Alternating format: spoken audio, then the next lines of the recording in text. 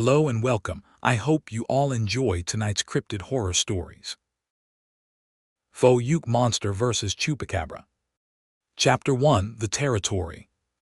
The Ozark Mountains of southwestern Arkansas have always been a place of secrets.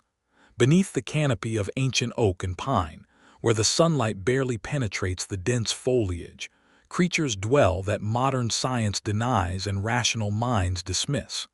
The people of Fouke know better. They have always known better. Generation after generation, they have whispered about the thing that lives in the woods, the beast that walks like a man but is not a man, the monster that leaves tracks too large for any bear and carries a stench like the grave itself. They call it the Fouke monster, or sometimes the southern Sasquatch. It has been seen in these parts since before the white man came, since the days when the Caddo people spoke of the hairy men who lived in the deepest hollows and only emerged to hunt when the moon was dark. It is a creature of the ancient world, a survivor from an age when giants walked the earth, and it has claimed this territory as its own for thousands of years. I am John Hartley, and I was born in Fouke. I grew up on stories of the monster, tales told by my grandfather who claimed to have seen it once, back in '52, when he was hunting in the bottoms near Boggy Creek. He described it as 7 feet tall, covered in dark matted hair that smelled like a skunk and a wet dog combined, with eyes that glowed red in the darkness like the embers of hell itself. I didn't believe him then. I believed in science, in reason, in the explanations offered by zoologists who said it was just bears, just tall tales, just the product of overactive imaginations. I was wrong. The summer of 1995 changed everything. That was the year the Chupacabra came to Arkansas. We didn't know what it was at first. The name hadn't yet reached our isolated community, hadn't yet become the stuff of worldwide legend. We just knew that something was killing our livestock, something that didn't eat the meat or carry off the carcasses, something that simply drained them. Cattle, goats, chickens, even the wild deer that populated the woods all found with twin puncture wounds on their necks, every drop of blood removed from their bodies. Old Man Carver was the first to find the bodies. He had a small farm on the edge of the Miller County line, where the swamps give way to farmland. He woke up one morning to find his entire herd dead, 20 head of cattle lying in the pasture like deflated balloons, their eyes sunken, their bodies bloodless husks. He came into town screaming about demons, about vampires, about the end times. We thought he had lost his mind. Then we saw the bodies. The sheriff called in experts from Little Rock, veterinarians who examined the carcasses and found no explanation. The wounds were precise, surgical, made with something sharp and thin. There were no tracks around the bodies, no signs of a struggle, no indication of how the killer had approached or departed. It was as if something had simply fallen from the sky, fed, and vanished. The deaths continued. Every night more livestock. Every morning more bodies. The people of Fouke grew afraid, locking their doors at sunset, keeping their children inside, their guns loaded. Rumors spread about cults and Satanists, about government experiments and alien visitations. But those of us who knew the old stories, who had grown up with the legends of the Fouke monster, we suspected something else. The monster was territorial. That was one of the consistent elements in every sighting, every account. It didn't tolerate intruders in its domain. It had been known to attack dogs, livestock, even people who ventured too deep into the woods. The mutilated cattle sounded like its work, but the method was wrong. The Fouke monster tore its prey apart, crushed them, consumed them. It didn't drain blood with surgical precision. It was a beast, not a surgeon. But if not the Fouke monster, then what? The answer came from south of the border. A radio report from Puerto Rico where similar killings were happening, where a creature had been sighted that matched our descriptions perfectly. They called it El Chupacabra, the goat sucker. According to the reports, the creature had first appeared in Puerto Rico in March of 1995. Witnesses described it as bipedal, 3 to 4 feet tall, with grayish-green skin that looked reptilian or scaly. It had large red eyes, oval-shaped and glowing, and a row of spikes or quills running down its back from neck to tail. Most terrifying of all, it had fangs, long and sharp, which it used to puncture the necks of livestock and drain their blood.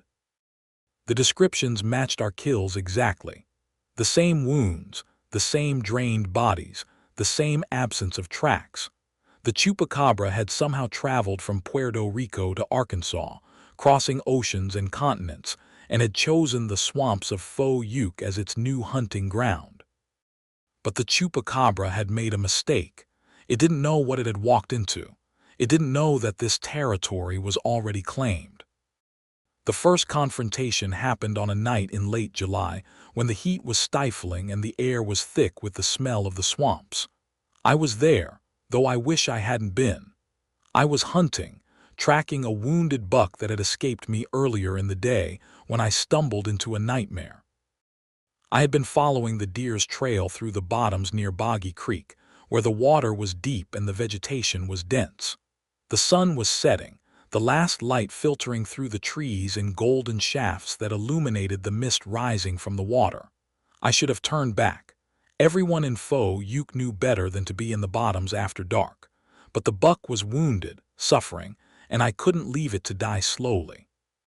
I found the deer in a small clearing by the creek. It was dead, but not from my bullet. Its body was deflated, desiccated, 2 puncture wounds visible on its neck even in the fading light. The Chupacabra had found it first. I heard the sound then, a wet slithering noise from the trees behind me. I turned, raising my rifle, and saw it. The Chupacabra was smaller than I expected, perhaps 4 feet tall if it stood upright, though it was currently crouched on all fours like an animal. Its skin was gray and leathery, covered in what looked like scales but might have been some kind of hardened hide. The spikes along its back were raised, quivering, each one ending in a sharp point that caught the light. Its eyes were the worst, large and red, glowing with their own luminescence, staring at me with an intelligence that was unmistakably malevolent. It opened its mouth, revealing fangs that dripped with dark fluid, and hissed. The sound was like steam escaping a pipe, high and piercing, and it made my blood run cold. I raised my rifle, but before I could fire I heard something else. A crashing in the underbrush, heavy footsteps, the snapping of branches under immense weight. The Chupacabra heard it too, its head snapping around, its body tensing. The Fouke monster burst from the trees with a roar that shook the ground. It was massive, larger than the descriptions had suggested, at least 8 feet tall and covered in dark matted hair that hung in clumps from its body. The smell hit me first, that terrible stench of skunk and wet dog and something else, something like rotting meat. Its arms were long, ending in claws that looked like they could tear through steel, and its eyes, those terrible red eyes, glowing with a light that was different from the Chupacabra's, older, more primal. The two creatures faced each other, predator and predator, monster and monster. The Chupacabra hissed, its spikes fully erect now, its body low to the ground like a cat preparing to pounce. The Fouke monster roared again, beating its chest with massive fists, the sound like thunder. I did the only sensible thing. I ran. I ran blindly through the woods, not caring about direction, not caring about the branches that whipped my face or the roots that tripped my feet. Behind me, I heard the sounds of battle begin, roars and hisses, the crash of bodies colliding, the tearing of flesh. I didn't look back. I couldn't look back. I made it to my truck, parked on the dirt road a half-mile away, and drove home at speeds that would have gotten me arrested if there had been any police around. I didn't sleep that night or the next or the next. Every sound made me jump, every shadow made me scream.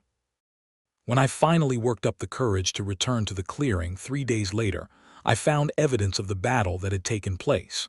The ground was torn up, furrows dug into the earth by claws and feet. Trees were shattered, snapped off at heights that suggested incredible force. And there was blood, so much blood, dried to blackness on the grass and leaves, spattered across the trunks of trees, pooled in hollows where it had collected. But no bodies. Whatever had happened, both creatures had survived. Both had retreated to lick their wounds and plan their next encounter. The war had begun. The people of Fouke didn't understand at first. They saw the increased destruction in the woods, the broken fences and slaughtered livestock, and thought it was just the work of the blood-sucking creature getting bolder. They didn't realize that there were two monsters now, two apex predators fighting for dominance of the same territory. The deaths escalated, not just livestock anymore, but pets, wild animals, and eventually people.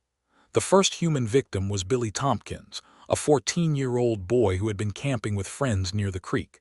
They found his tent shredded, his body drained of blood like the cattle, but with additional wounds that suggested he had been crushed. Bones broken by massive hands, body mangled by tremendous force.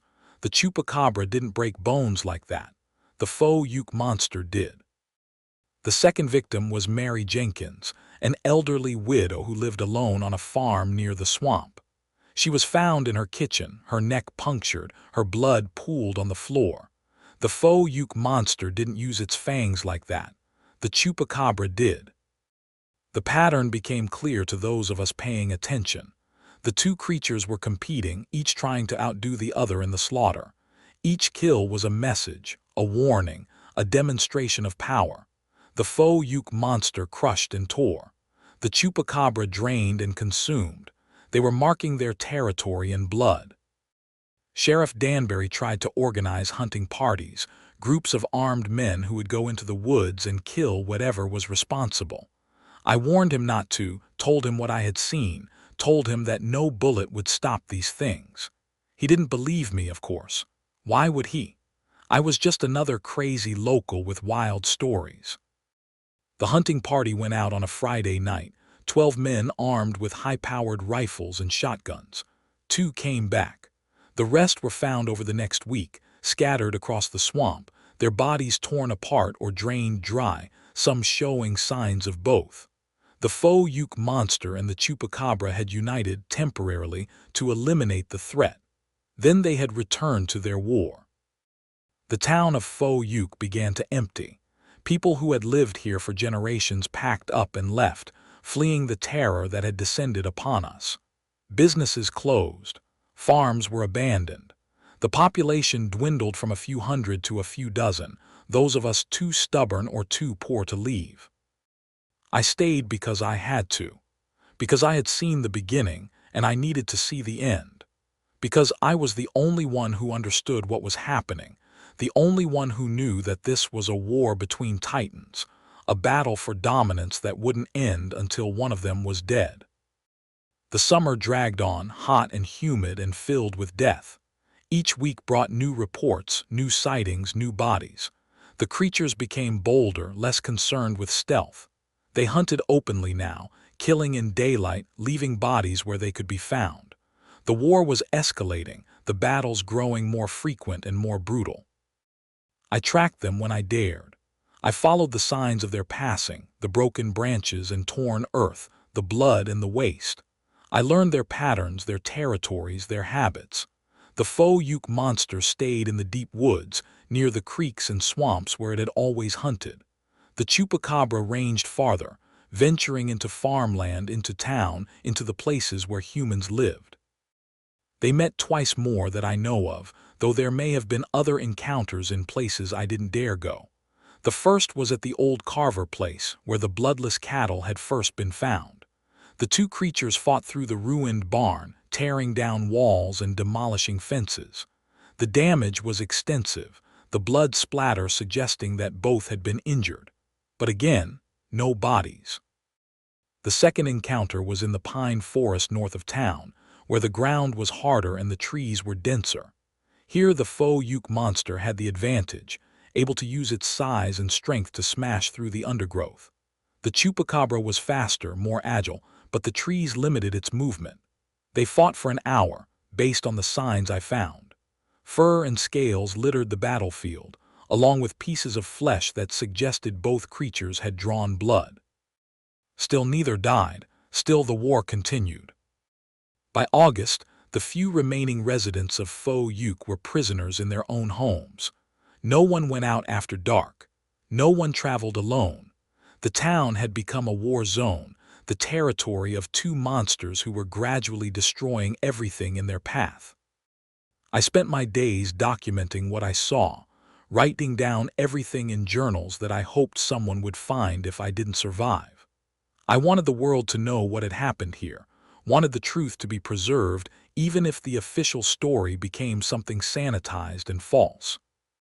The final phase of the war began in September, when the heat finally broke and the first hints of autumn touched the air. The creatures had been fighting for 2 months now, and both were wounded, desperate, hungry. The easy prey was gone, the livestock slaughtered, the wildlife driven away or killed. They needed to end this to eliminate the competition and claim the territory for themselves. The battles became daily, sometimes twice daily. The sounds of combat echoed through the woods, roars and shrieks that made sleep impossible. The ground shook with the impact of their collisions. The very air seemed to vibrate with their rage. I watched from a distance, hidden in trees or behind rocks, always careful to stay downwind and out of sight. I saw things that no human should see, battles between monsters that belonged in nightmares rather than reality. The Fouke monster was stronger, its massive arms capable of crushing the life from anything they caught. It fought like a bear, standing on its hind legs and using its claws to rend and tear. When it connected, the damage was devastating, scales shattered, flesh torn, bones broken. But the Chupacabra was faster, more cunning. It struck and retreated, using its spikes to slash and its fangs to drain. It could climb trees, burrow into the earth, disappear into shadows. It fought like a serpent, striking quickly and then vanishing before the counterattack. They were evenly matched, these two terrors. The Sasquatch with its ancient strength and primal fury. The Chupacabra with its alien cunning and supernatural hunger. Neither could gain the advantage. Neither could retreat. The body count continued to rise. A family of 4 killed in their home, the parents crushed, the children drained. 3 teenagers camping in the woods, torn apart and scattered across half a mile. A group of hunters from Texas, drawn by the legends, who thought they could bag themselves a monster. They found out how wrong they were. By October, I was the only human still living in Fouke proper. The others had fled or died. I stayed because I had to see the end, had to know which monster would win. Because the survivor would claim this territory, would rule these woods for generations to come, and whoever remained would have to live with that knowledge. The final battle was coming. I could feel it in the air, in the silence of the woods, in the way both creatures had stopped their petty skirmishes and begun to conserve their strength. They were preparing for the endgame, the confrontation that would decide everything. I prepared too. I gathered supplies, found a hiding place where I could observe without being seen, loaded my rifle with rounds that I knew would be useless but made me feel better anyway. I was ready to witness the end of the war. I just didn't know if I would survive to tell about it. The Fouke monster and the Chupacabra.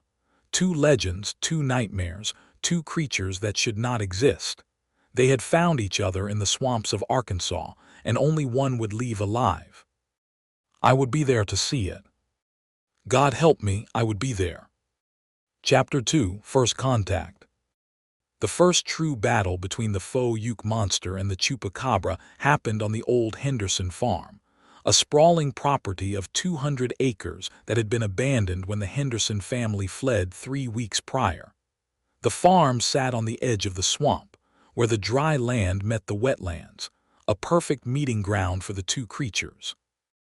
I had tracked them both to this location, following the signs of their passing through the woods. The Chupacabra had been here first, its distinctive tracks, 3-toed and clawed, visible in the mud near the barn. The Fouke monster had arrived later, its massive 5-toed prints pressed deep into the soil by its enormous weight. They had circled each other, marking territory, preparing for conflict. I found a hiding place in the loft of the barn, a perch that gave me a view of the main yard while keeping me hidden in shadow. I had been there for 3 hours when the sun began to set, painting the sky in shades of blood red and bruised purple. The light was fading fast, and with the darkness would come the creatures. They didn't keep me waiting. The Chupacabra came from the swamp side, emerging from the cattails with a slithering motion that was somehow reptilian and mammalian at the same time. It moved on all fours, its body low to the ground, the spikes along its back quivering with each step. Its eyes glowed in the gathering darkness, twin points of red that scanned the yard with predatory intelligence. It was hunting. I could see that immediately. Something had drawn it to this place, some scent or sound that promised prey. It moved toward the barn, nose lifted to the air, testing the breeze. Then it froze. Its head snapped around, spikes rising fully, body tensing like a spring. It had caught a scent, but not the one it wanted. Not prey, rival. The Fouke monster exploded from the tree line with a roar that shook the barn's foundations. It had been waiting, hiding in the woods, letting the Chupacabra enter its trap. The big creature moved with surprising speed for its size, covering the 100 yards between the trees and the barn in seconds, massive arms pumping, red eyes blazing. The Chupacabra didn't run. It stood its ground, hissing, its body arching like a cat about to strike. As the Fouke monster charged, the smaller creature leaped, clearing 15 feet in a single bound, landing on the roof of the barn with a clatter of claws on tin. The Fouke monster skidded to a stop, confused by the maneuver. It looked up, roaring in frustration, and I saw my chance to observe them both clearly for the first time. The southern Sasquatch was even larger than I had initially estimated, standing nearly 9 feet tall when fully upright. Its body was covered in dark brown hair that hung in matted clumps, stained with mud and blood and the filth of the swamp. The smell was overwhelming even from my perch, a stench that made my eyes water and my stomach churn. Its face was almost human, despite being covered in hair, with a protruding brow ridge and a heavy jaw filled with yellowed teeth. Its eyes were the stuff of nightmares, large, round, and glowing red like hot coals, set deep in sockets that seemed to radiate malevolence. But for all its size and strength, it was the Chupacabra that terrified me more. There was something wrong about it, something unnatural. Its skin was grayish-green, scaly but not reptilian, with a texture that suggested something between leather and hide. The spikes that ran down its back were not just defensive. They moved, quivering and shifting like the quills of a porcupine. Its limbs were jointed wrong, bending in directions that suggested a skeleton different from any earthly creature. And its face was a horror of evolution or design, with those huge red eyes and a mouth that opened too wide, revealing fangs that dripped with venom or saliva or some other fluid. The two creatures stared at each other, predator and predator, and I felt the weight of their mutual hatred. This was not just a territorial dispute. This was personal. This was war. The Chupacabra struck first, leaping from the roof with a shriek that pierced my ears. It landed on the Fouke monster's back, claws digging in, fangs striking for the neck. But the big creature was ready, reaching back with those massive arms and grabbing the Chupacabra by its spines. With a roar of pain and rage, the Fouke monster ripped the smaller creature free and threw it across the yard. The Chupacabra hit the ground rolling, coming to its feet instantly, seemingly unhurt. It hissed, circling, looking for an opening. The Fouke monster charged again, but this time the Chupacabra was ready, dodging aside at the last second and raking its claws across the bigger creature's flank. The Fouke monster roared in pain, blood welling from gashes that I could see even from my distance. The wounds were deep, the Chupacabra's claws sharper than any natural weapon. But the big creature didn't slow.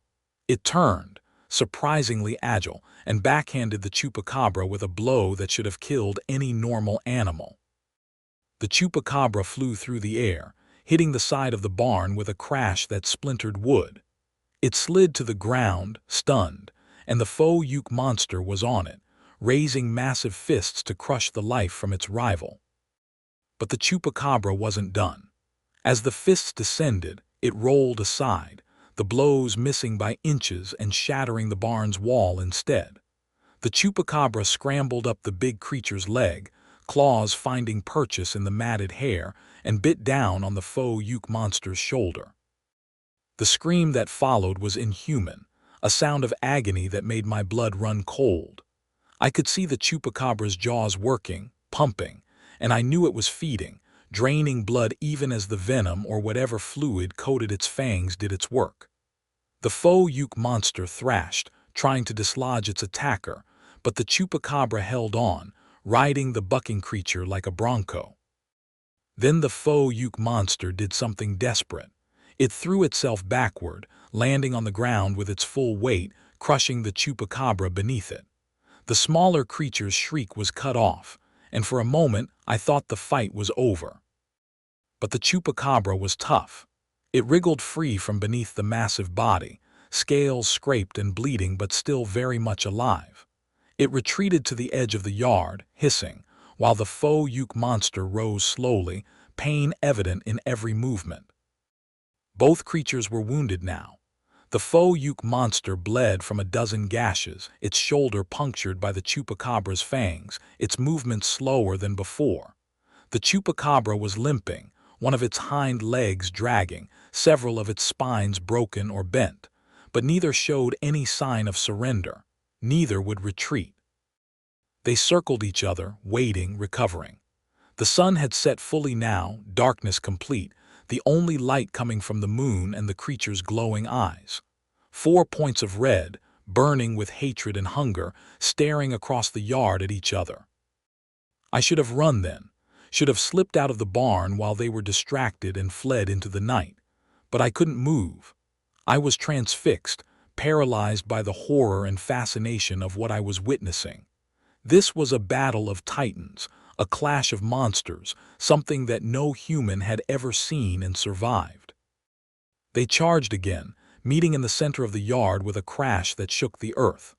Claws raked, teeth snapped, bodies collided with the force of speeding cars. The Fouke monster tried to grab the Chupacabra, to crush it with those massive hands, but the smaller creature was too fast, too slippery. It dodged and weaved, striking with its spines and fangs whenever the big creature left an opening. The blood flowed freely now, both creatures coated in it, their own and each other's. The yard was becoming a slaughterhouse, the grass stained dark, the air thick with the smell of copper and the stench of the combatants. Then the Fouke monster got lucky. It caught the Chupacabra with a glancing blow that sent the smaller creature tumbling, and before the Chupacabra could recover, the big creature was on it, one massive hand closing around its neck. The Chupacabra thrashed, its spines raking the Fouke monster's arm, but the grip was iron. The big creature lifted its rival high, squeezing, crushing the life from it. The Chupacabra's eyes bulged, its tongue lolled, its claws scrabbled uselessly at the hand that held it. For a moment I thought it was over. The Chupacabra would die, and the Fouke monster would claim its territory. The war would end with a single victor. But the Chupacabra had one more trick. As the pressure on its neck increased, as darkness began to close in, it struck with its tail. I hadn't even noticed the tail before, hidden among the spines, but now it whipped forward with blinding speed, the tip barbed like a scorpion's sting. The barb drove into the Fouke monster's eye, piercing the glowing orb, sinking deep into the socket. The scream that followed was beyond description, a sound of absolute agony that seemed to echo off the hills and shake the stars themselves. The Fouke monster dropped the Chupacabra, both hands going to its ruined eye, blood pouring between its fingers. The Chupacabra fell to the ground, gasping, its neck bruised and damaged but intact. It lay there for a moment, gathering its strength, while the Fouke monster thrashed and screamed. Then slowly the Chupacabra rose. It limped toward the barn, toward me, and for a heart-stopping moment I thought it had seen me, was coming to finish what it had started with the cattle. But it passed beneath my hiding place, oblivious to my presence, and climbed to the roof again, the high ground, the position of advantage. The Fouke monster was recovering, the worst of the pain passing, its remaining eye fixed on its rival with a hatred so intense I could feel it like heat. It was blind in one eye now, wounded, weakened, but far from defeated. They stared at each other across the yard, both too hurt to continue, neither willing to retreat. The standoff lasted for minutes that felt like hours, the only sound their ragged breathing and the dripping of blood. Finally, the Chupacabra made a decision. It leaped from the roof, not attacking but fleeing, darting into the swamp with a speed that belied its injuries. The Fouke monster made a half-hearted move to pursue but stopped, knowing it was too hurt, too slow. The battle was over, for now. I stayed in the barn until dawn, afraid to move, afraid the creatures might return. When the sun finally rose, I climbed down from the loft and surveyed the battlefield. The yard was devastated. Trees were uprooted, fences flattened, the ground torn up by claws and feet. Blood was everywhere, puddles of it, splatters of it, trails leading into the woods. Pieces of fur and scale littered the ground. And the smell, the smell, a mixture of the Fouke monster's stench and something else, something chemical and wrong that I associated with the Chupacabra. I found a trail leading into the swamp, the Chupacabra's path, marked by blood and the distinctive three-toed prints. It was hurt, badly hurt, retreating to lick its wounds, but it was alive. It would be back. The Fouke monster's trail led into the deep woods, the opposite direction. It too was wounded, perhaps worse than its rival. The eye would never heal, would become a constant reminder of this battle.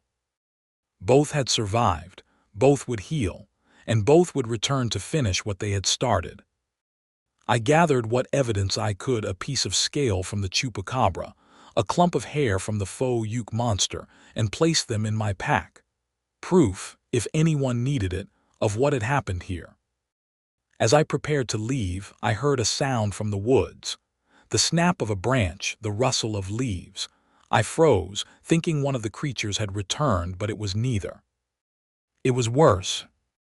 Two men emerged from the trees, rifles raised, their faces pale and terrified.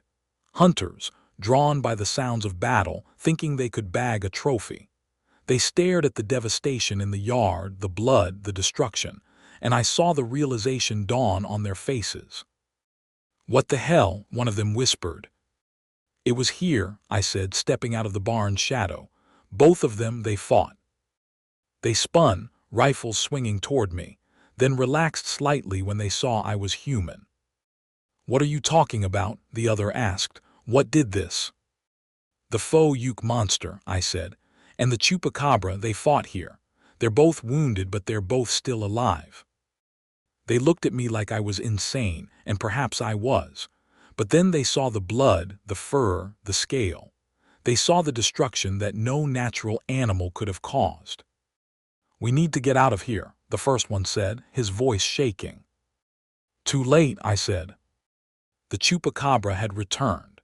It emerged from the swamp with a speed that seemed impossible for its injuries, a blur of gray and red that was on them before they could react. The first man had time for one shot, the bullet going wild, before the creature was on him. The Chupacabra's fangs found his neck, and the feeding began. I watched as the man's body deflated, the blood drained in seconds, his face going from terror to emptiness in moments. The second man ran, but the Chupacabra was faster. It pursued him into the woods, and I heard his screams for nearly a minute before they finally stopped. I ran. I didn't look back, didn't try to help, didn't do anything but flee. I ran until my lungs burned, until my legs gave out, until I collapsed in a drainage ditch 2 miles away. The hunters were dead. The creatures had claimed 2 more victims, and the war continued. I lay there in the ditch, gasping, my heart hammering, and I knew that this was just the beginning. The first battle had ended in a draw, but there would be others, many others. And I would be there to see them. God help me, I would be there. Chapter 3: Escalation. The weeks following the first battle were the most terrifying of my life, and that is saying something given what I had already witnessed. The Fouke monster and the Chupacabra, both wounded and desperate, abandoned any pretense of stealth and began hunting openly, killing not just livestock but anything that moved, including humans. The war between them had become a bloodbath, and the people of southwestern Arkansas were caught in the middle. The death toll mounted with horrifying speed. 3 farmers killed in one night, their bodies found in their fields, crushed and drained, bearing the marks of both creatures.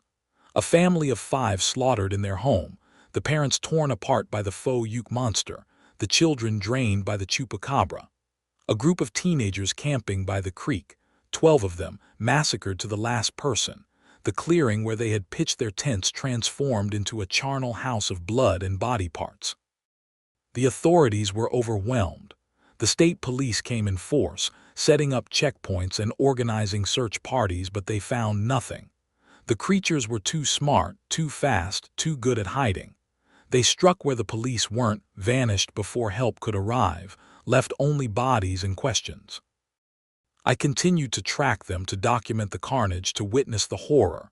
It was madness, I knew. Every sane person had fled the county by now. Only fools and the damned remained. I was both. The Fouke monster's territory shrank as its injuries weakened it. It stayed in the deep woods now, near the swamps where the cover was thick and the hunting was easy. But its hunger was greater than ever, the wounds demanding fuel for healing. It became more aggressive, attacking anything that entered its domain, including armed men. 3 deputies found that out the hard way. They had been patrolling the logging roads north of town, searching for signs of the killer, when the Fouke monster ambushed them. I found the bodies 2 days later, or what was left of them. The creature had torn them apart with systematic savagery, scattering pieces across 100 yards of forest. One deputy's head was found in a tree, wedged between branches 20 feet up. Another's torso was buried in a shallow grave, the ground packed down by massive hands. The third was never found. The Chupacabra, for its part, became more cunning. It ranged farther, striking farms and homes miles from the swamp, always moving, never staying in one place. Its neck injury had healed, but it was still limping from the damage to its leg. It compensated with speed and stealth, striking quickly and vanishing before anyone could react. I tracked one of its hunts through 3 farms over 2 nights. At the first farm, it had taken 3 goats, leaving them drained in the pasture. At the second, it had killed a dog and a cat, not feeding on them but simply killing them, eliminating threats. At the third, it had gone after the farmer himself, a man named Hendricks who had been sleeping in his barn with a shotgun, waiting for the killer to return. The scene was a nightmare. The barn was painted in blood, the floor covered in a layer of it, still wet. Hendricks had gotten off one shot, the pellets scattered across the wall, but the Chupacabra had been too fast. The farmer's body was hanging from a beam, upside down, his throat punctured, his blood collected in a bucket below. The Chupacabra had been tidy, efficient.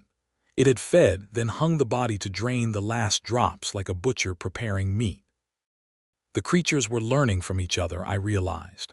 The Chupacabra was adopting the Fouke monster's habit of displaying its kills, of using the bodies to send a message. The Fouke monster, in turn, had begun draining some of its victims, leaving them bloodless like the Chupacabra's prey. They were becoming more alike, more terrible, converging on some apex of predation that would make them unstoppable. Unless they killed each other first. The second battle came in late August, during a thunderstorm that turned the roads to mud and the creeks to torrents. I had taken shelter in an old hunting cabin when I heard the sounds of combat, the roars and shrieks carrying over the storm. I found them in a clearing near Miller Creek, fighting in the rain and mud. The Chupacabra had found the Fouke monster in its lair, had tracked it to its resting place, and had attacked while the big creature slept. It was a calculated assault, planned and executed with intelligence that seemed impossible for a beast. But the Fouke monster was not easy prey. It had awakened at the last second, catching the Chupacabra mid-leap, and the battle had begun. I watched from the cover of the trees, rain streaming down my face as they tore at each other in the mud. The Chupacabra was faster, striking again and again, its claws raking the Fouke monster's chest, its spines leaving bleeding trails across the bigger creature's arms. But the Fouke monster was stronger, its blows crushing, its grip inescapable. It caught the Chupacabra by one of its hind legs and swung it like a club, slamming the smaller creature into a tree with bone-cracking force. The tree trunk split from the impact, splintering, nearly toppling. The Chupacabra bounced off, dazed, and the Fouke monster was on it, hands closing around its neck. This time there would be no escape.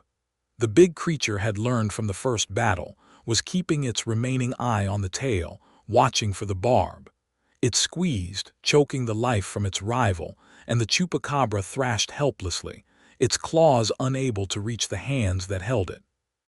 Then the lightning struck. It hit the tree that had been damaged, the split trunk, traveling down through the roots and into the ground. The electricity arced through the mud, through the creatures, through me where I crouched 20 yards away. The shock threw me back, sent me sprawling, my body buzzing with residual energy. When I recovered, blinking away spots, I saw that both creatures had been affected. The Fouke monster had dropped the Chupacabra, both of them twitching in the mud, smoke rising from their fur and scales. The Chupacabra recovered first. It scrambled to its feet, shaking off the effects of the strike, and lunged for the big creature's throat. The fangs sank deep, the venom pumped, and the Fouke monster roared in agony. But it didn't die. It grabbed the Chupacabra again, both hands this time, and began to squeeze. The pressure was immense, crushing. I could hear the Chupacabra's bones beginning to crack, could see the life fading from its red eyes. The Chupacabra released its bite, squirming, desperate. It struck with its tail again, but the Fouke monster was ready, catching the barb in one massive hand. It squeezed and the barb snapped, the tail broken. The Chupacabra shrieked, a sound of pure agony, and redoubled its struggles. But it was trapped, caught, doomed. Then it did something I didn't expect. It went limp, playing dead, its body slackening in the Fouke monster's grip. The big creature, confused, loosened its hold slightly, and the Chupacabra struck with everything it had left. Its spines, all of them, shot forward like spears, extending from its back with a speed that was barely visible. They drove into the Fouke monster's chest, into its face, into its remaining eye. The scream that followed was the most terrible sound I have ever heard. The Fouke monster dropped the Chupacabra, both hands going to its ruined face, blood pouring from a dozen wounds. It was blind now, both eyes destroyed, the spine still embedded in its flesh. The Chupacabra didn't hesitate. It ran, fleeing into the storm, limping badly but alive. The Fouke monster thrashed in the mud, screaming, tearing at its own face in an attempt to remove the spines. I should have helped it, should have done something, anything. But I was frozen, paralyzed by the horror of what I was seeing. The battle was over. Both creatures were mortally wounded, or so I thought. The Fouke monster eventually calmed, its screams fading to whimpers. It lay in the mud, chest heaving, blood mixing with the rain. I thought it was dying. Then it rose. Slowly, painfully, it climbed to its feet. It stood there, blind, bleeding, broken, and threw back its head in a roar that seemed to shake the heavens. It was a challenge, a declaration of war, a promise of vengeance. The Chupacabra answered from somewhere in the distance, a shriek that was weaker but still defiant. Neither was dead, neither would surrender. The Fouke monster stumbled into the woods, following the scent of its enemy, guided by some sense I couldn't understand. It crashed through the underbrush, blind but still dangerous, still hunting. I watched it go, trembling in the rain. The battle had been worse than the first, the injuries more severe. Both creatures should have died, but they hadn't. They were something beyond natural, beyond normal, creatures that could survive wounds that would kill any earthly beast. The war would continue, until one of them finally, truly died. I returned to my cabin, soaked and shaking, and tried to process what I had seen. The Chupacabra had lost its tail barb, its primary weapon. The Fouke monster was blind. Both were crippled, diminished, yet still fighting, still killing. The next morning I ventured out to see the aftermath. The clearing was a devastation, the mud churned by struggle, the trees broken and burned. Blood was everywhere, pools of it, rivers of it, mixing with the rainwater and flowing into the creek, turning the water red. I followed the Fouke monster's trail, the broken branches and bloody footprints leading into the deep woods. It had found a cave, some ancient hole in the earth, and had crawled inside to lick its wounds. I didn't dare approach, didn't dare enter. The creature was wounded, yes, but still deadly. A cornered beast is the most dangerous of all. The Chupacabra's trail was harder to follow. It had fled toward the farmlands, moving fast despite its injuries. I tracked it to the edge of a cornfield, 3 miles from the battle site, and found the remains of its passage. It had killed again. A farmer, a man named Davies, who had been checking his fences in the early morning.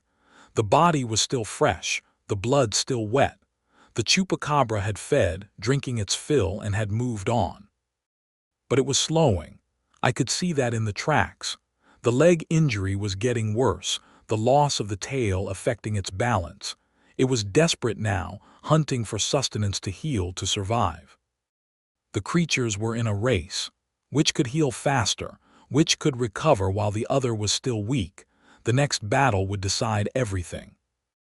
I spent the next week in a state of constant terror, jumping at every sound, seeing movement in every shadow. The Fouke monster remained in its cave, healing, growing stronger.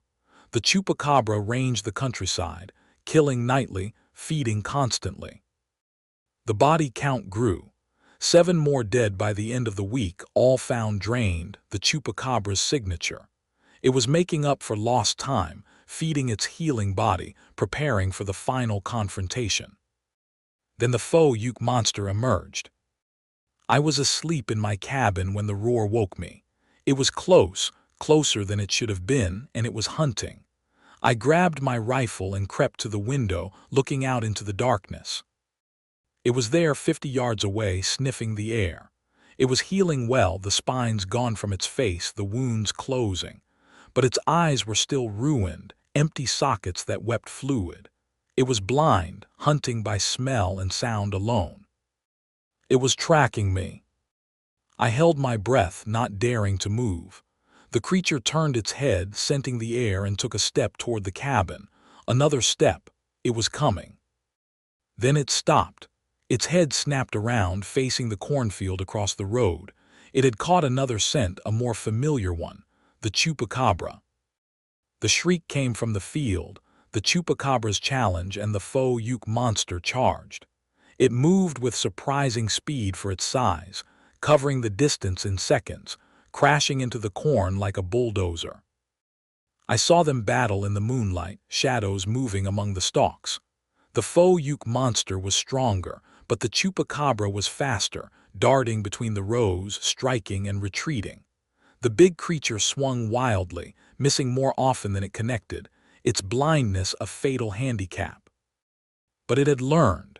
It listened, tracking the Chupacabra by sound, anticipating its movements. It caught the smaller creature with a glancing blow that sent it tumbling through the corn. Before the Chupacabra could recover, the Fouke monster was there, hands descending like hammers. The Chupacabra dodged barely, the blow crushing only earth.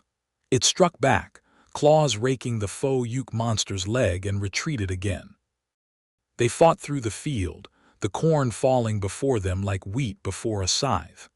I watched from my window, unable to look away, as 2 titans battled for dominance. The Fouke monster finally connected with a solid blow, catching the Chupacabra in mid-leap and sending it crashing into the road. The smaller creature lay stunned, and the big creature was on it, hands closing around its throat. But the Chupacabra wasn't done. It struck with its front claws, driving them into the Fouke monster's chest, seeking the heart. The big creature roared, loosening its grip, and the Chupacabra squirmed free. Both were weakening. Both were bleeding. Both were running on adrenaline and rage alone. They circled each other in the road, panting, wounded, neither willing to be the first to fall. The moonlight illuminated them both, two monsters from nightmare, covered in blood and mud, eyes blazing with hate. Then they heard it, the sound of an approaching car. A truck coming down the road from the direction of town, headlights cutting through the darkness. The driver didn't see them at first, didn't see the two creatures standing in the road. The Fouke monster reacted first, turning toward the sound, blind but still aware. The Chupacabra reacted second, darting toward the truck with a speed that was terrifying. The driver saw them then, slammed on the brakes, the truck skidding to a stop just feet from where the Chupacabra crouched. The creature didn't hesitate. It leaped onto the hood, claws digging into metal, fangs reaching for the windshield. The driver was a man I knew, a farmer named Whitman who lived outside of town. He was 50 years old, had 3 grandchildren, was just trying to get home after a late delivery. He didn't deserve what came next. The Chupacabra smashed through the windshield, glass exploding inward, and was inside the cab. Whitman screamed, a sound that was cut off as the fangs found his throat. The Fouke monster moved then, faster than I would have believed possible. It reached the truck in 3 bounds, grabbed the Chupacabra by the back legs and dragged it from the cab. The creature came away with a piece of Whitman's throat in its mouth, blood dripping from its fangs. The Fouke monster swung the Chupacabra in a circle once, twice, and threw it into the ditch. The smaller creature hit hard, rolling, trying to rise. But it was too hurt, too weak. It lay in the ditch, gasping, unable to fight. The Fouke monster advanced, looming over its defeated rival. It raised a massive foot, preparing to crush the life from the Chupacabra. But it didn't. The big creature stopped, foot hovering, and turned its ruined face toward the woods. It had caught a scent, something new, something urgent. It hesitated, torn between finishing its enemy and pursuing this new distraction. The Chupacabra took advantage of the moment. It scrambled up, limping badly, and fled into the darkness, escaping into the cornfield. The Fouke monster made no move to pursue. It was already moving toward the woods, drawn by whatever it had smelled. I watched it go, confused. What could be more important than killing its rival? What had drawn it away from certain victory? I would find out 2 days later, when the rumors reached Fouke. There was a third creature. Something else, something new, had entered the territory. A female Fouke monster, come to claim a mate, drawn by the big male's roars and challenges. The war had just gotten more complicated. And more deadly. I stood in the road, looking at Whitman's body in the truck, and I knew that this was far from over. The Fouke monster would heal, would find its mate, would breed. The Chupacabra would recover, would adapt, would find a way to survive. And I would be here, witness to it all until the end. Whatever end that might be. Chapter 4: The Swamp War. The arrival of the female Fouke monster changed everything. She was smaller than the male, perhaps 7 feet tall instead of 9, but she was uninjured, fully sighted, and absolutely furious. She had come to the territory expecting a mate, had found instead a wounded warrior and a blood-soaked war zone. Her response was predictable. She became the most dangerous predator in the swamp. The male had retreated to his cave, licking his wounds, recovering his strength. The female ranged the territory, marking boundaries, establishing dominance, killing anything that crossed her path.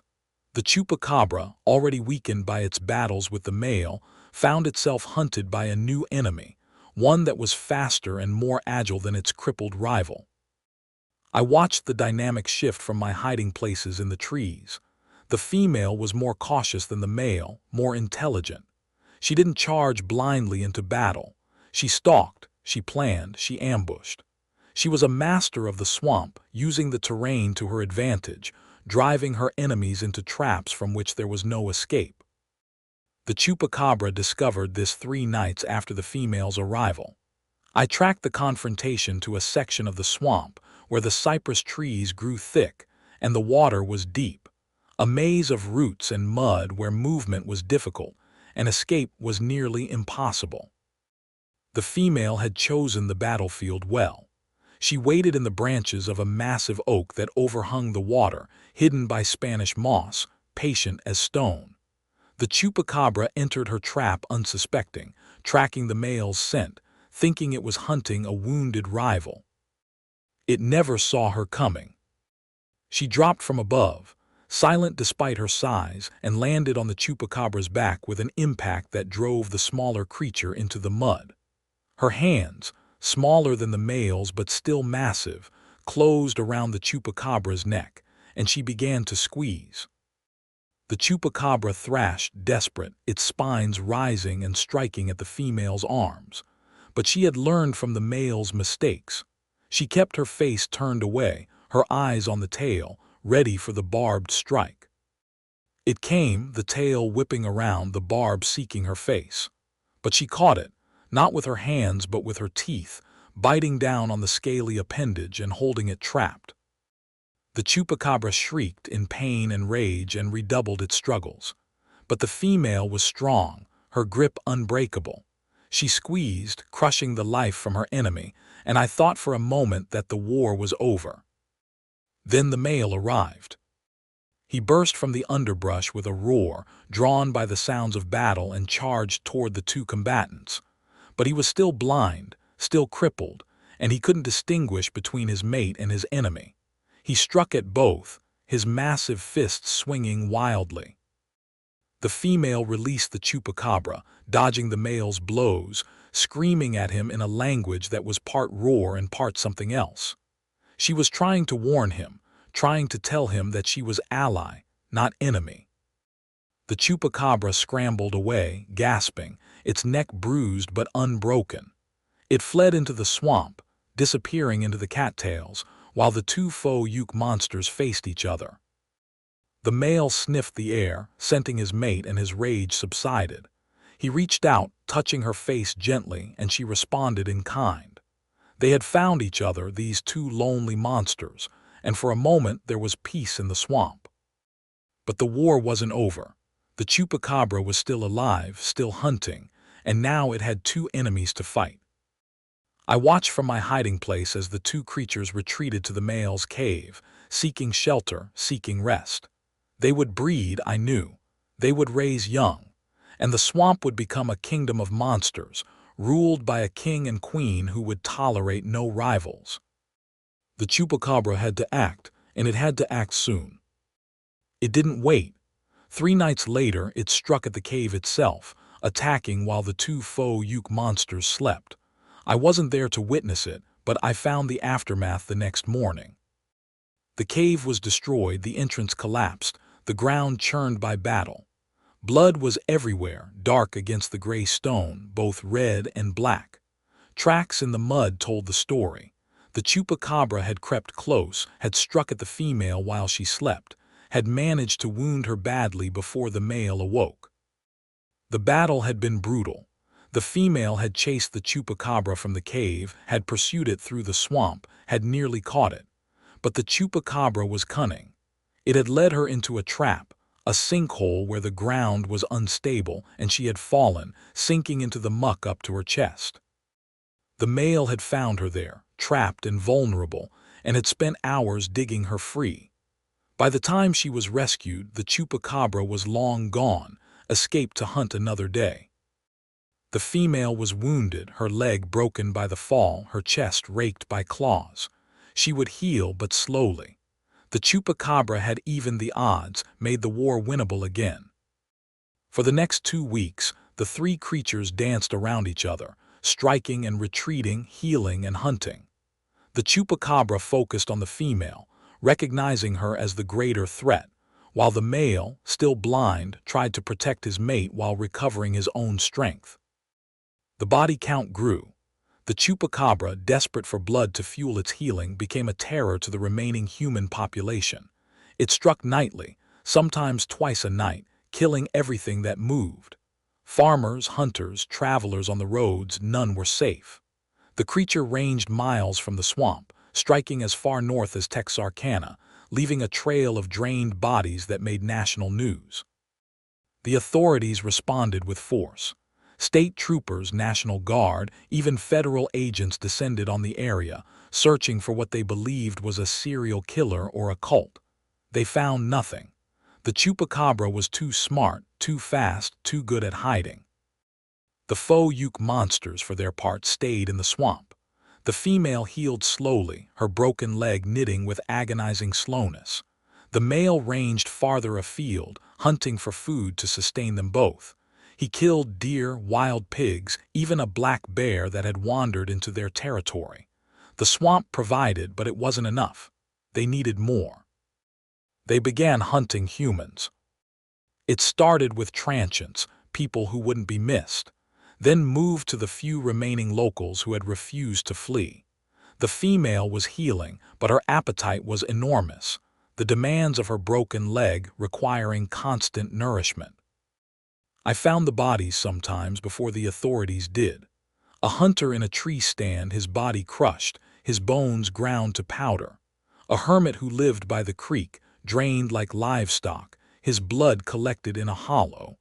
A family of 4 who had tried to sneak back to their farm, the parents torn apart, the children taken to the cave for later consumption. The Fouke monsters were becoming as bad as the Chupacabra, perhaps worse. They were bigger, stronger, more brutal.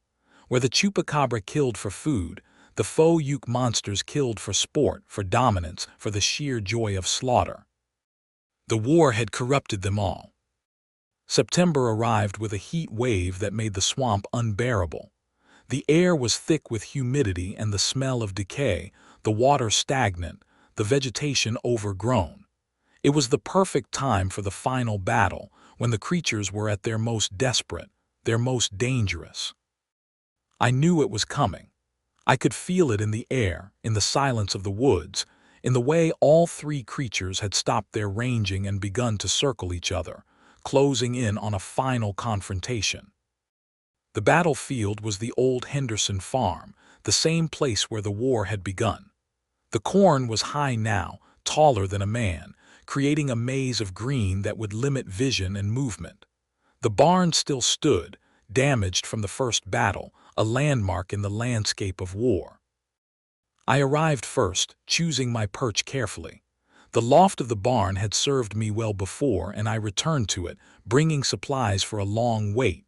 Water, food, ammunition, binoculars. I was prepared to witness the end.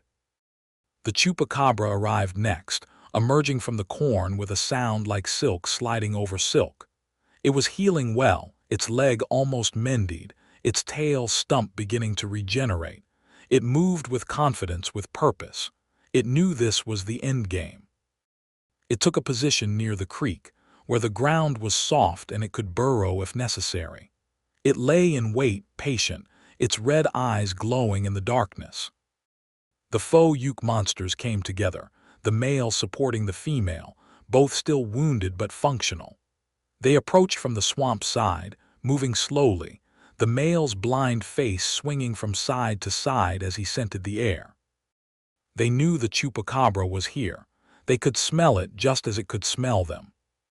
The 3 creatures faced each other across the field, 2 against 1, the odds finally in the Fouke monster's favor.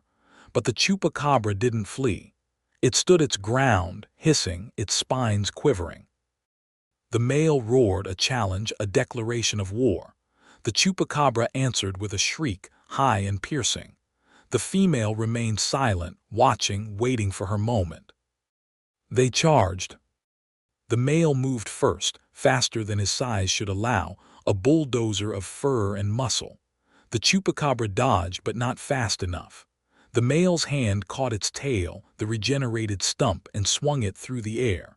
The Chupacabra hit the ground hard, rolling, trying to rise. The female was on it instantly, her weight pinning it down, her hands seeking its throat. But the Chupacabra was ready. It struck with its spines, all of them, driving them into the female's chest and face. She screamed, a sound of pure agony, and released her grip. The Chupacabra scrambled free, only to meet the male's fist. The blow caught it in the side, sending ribs cracking, sending it tumbling through the corn.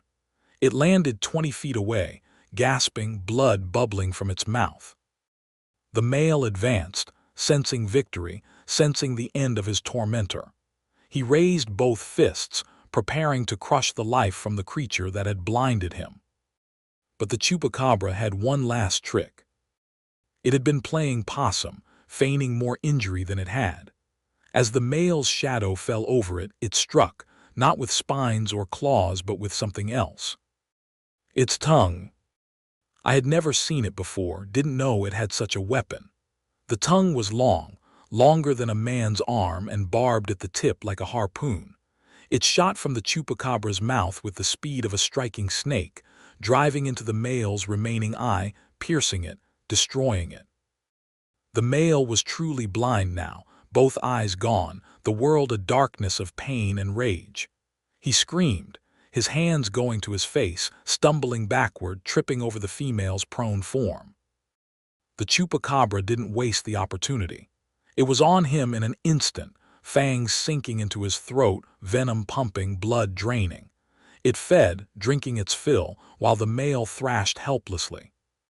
The female tried to rise, tried to help her mate, but her injuries were too severe.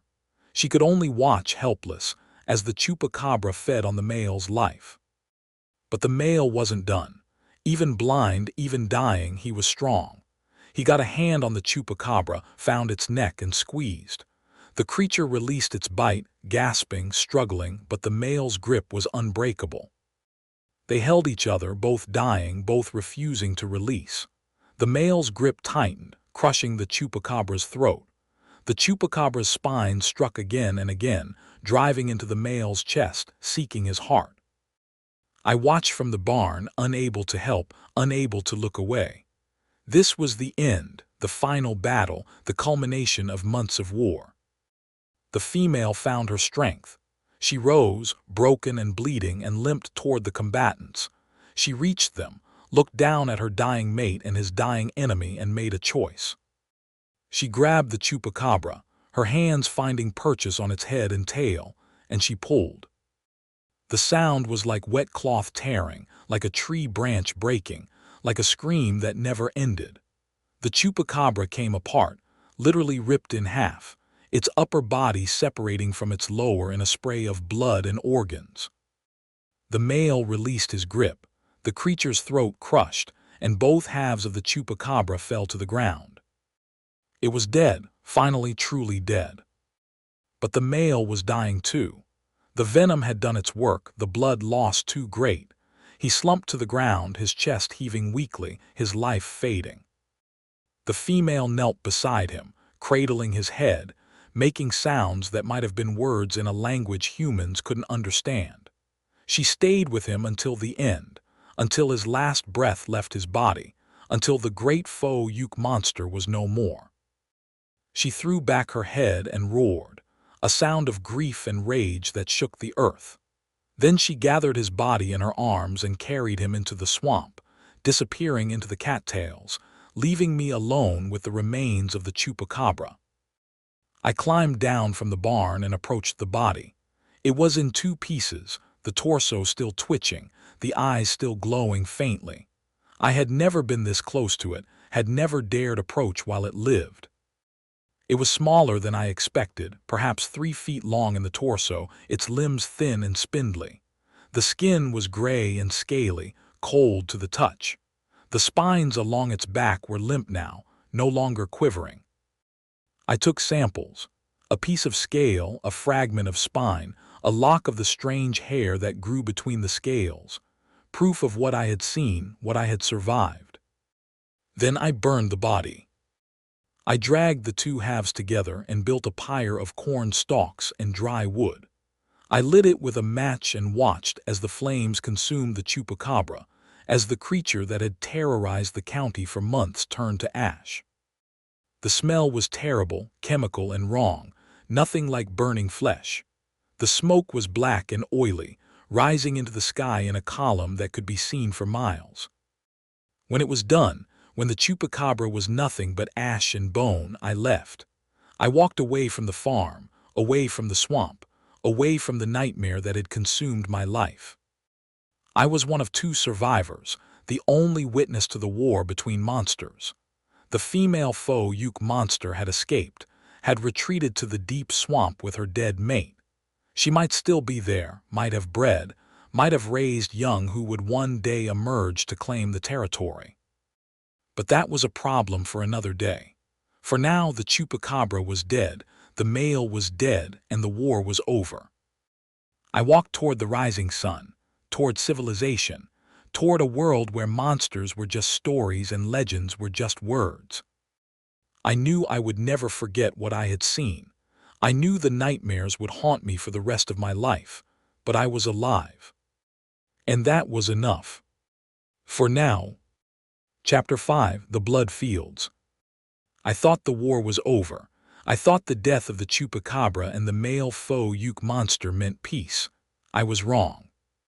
The female had escaped into the deep swamp, carrying her dead mate's body, and I had assumed she would retreat, mourn, perhaps leave the territory entirely. But I underestimated her rage, her grief, her need for vengeance. She blamed me for the death of her mate, had scented me at the battles, knew I was the witness, the chronicler, the one who had watched her family die. She came for me 3 nights after the final battle. I was sleeping in a different cabin, deeper in the woods, far from the Henderson farm. I thought I was safe, thought distance would protect me. The Fouke monster proved me wrong. I woke to the sound of the roof being torn off. Literally torn off, boards splintering, nails screaming as they were ripped from the beams. Moonlight flooded the room, and I looked up to see her face, her terrible eyes, her massive hands still gripping the roof's edge. I rolled off the bed as she reached for me, her fingers closing on empty air.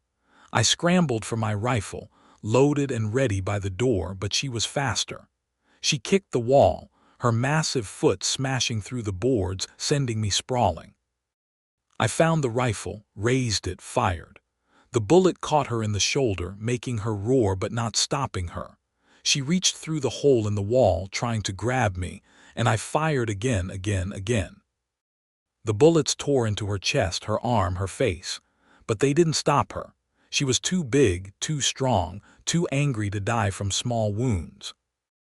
I retreated through the cabin's back door, fleeing into the night, and she pursued, crashing through the wall rather than using the door.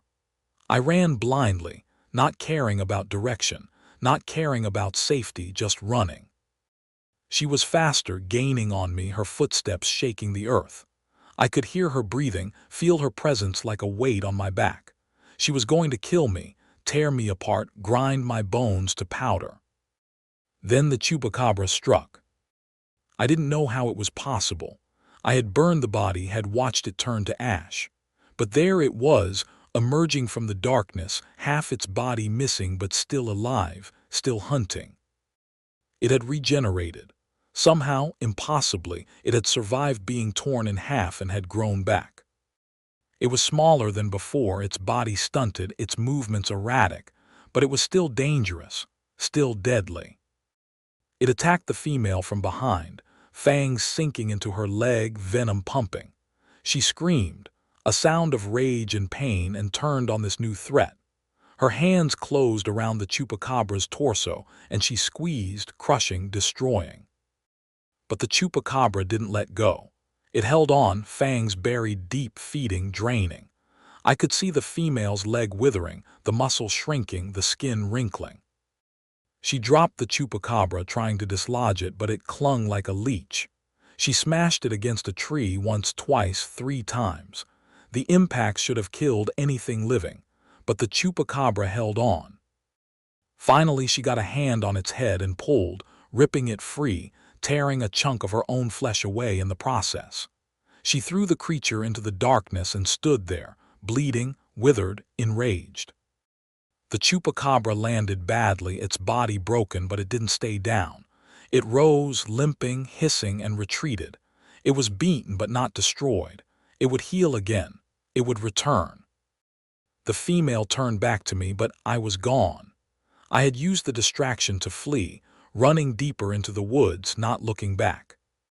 I ran until dawn, until my lungs burned and my legs gave out. I collapsed in a thicket of blackberry bushes, my clothes torn, my body bruised, my mind broken. The war wasn't over. The Chupacabra had survived. The female was hunting me. The nightmare would continue. I lay there in the bushes, shaking, and I knew that I couldn't run forever. I had to end this, had to kill them both, or I would die. I had a plan, a desperate, dangerous plan, but it was all I had. The female was wounded now, her leg withered, her strength diminished. The Chupacabra was crippled, its body barely functional. Both were vulnerable, both could be killed.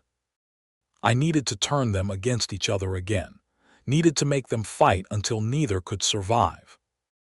I spent the day preparing, gathering materials, setting traps.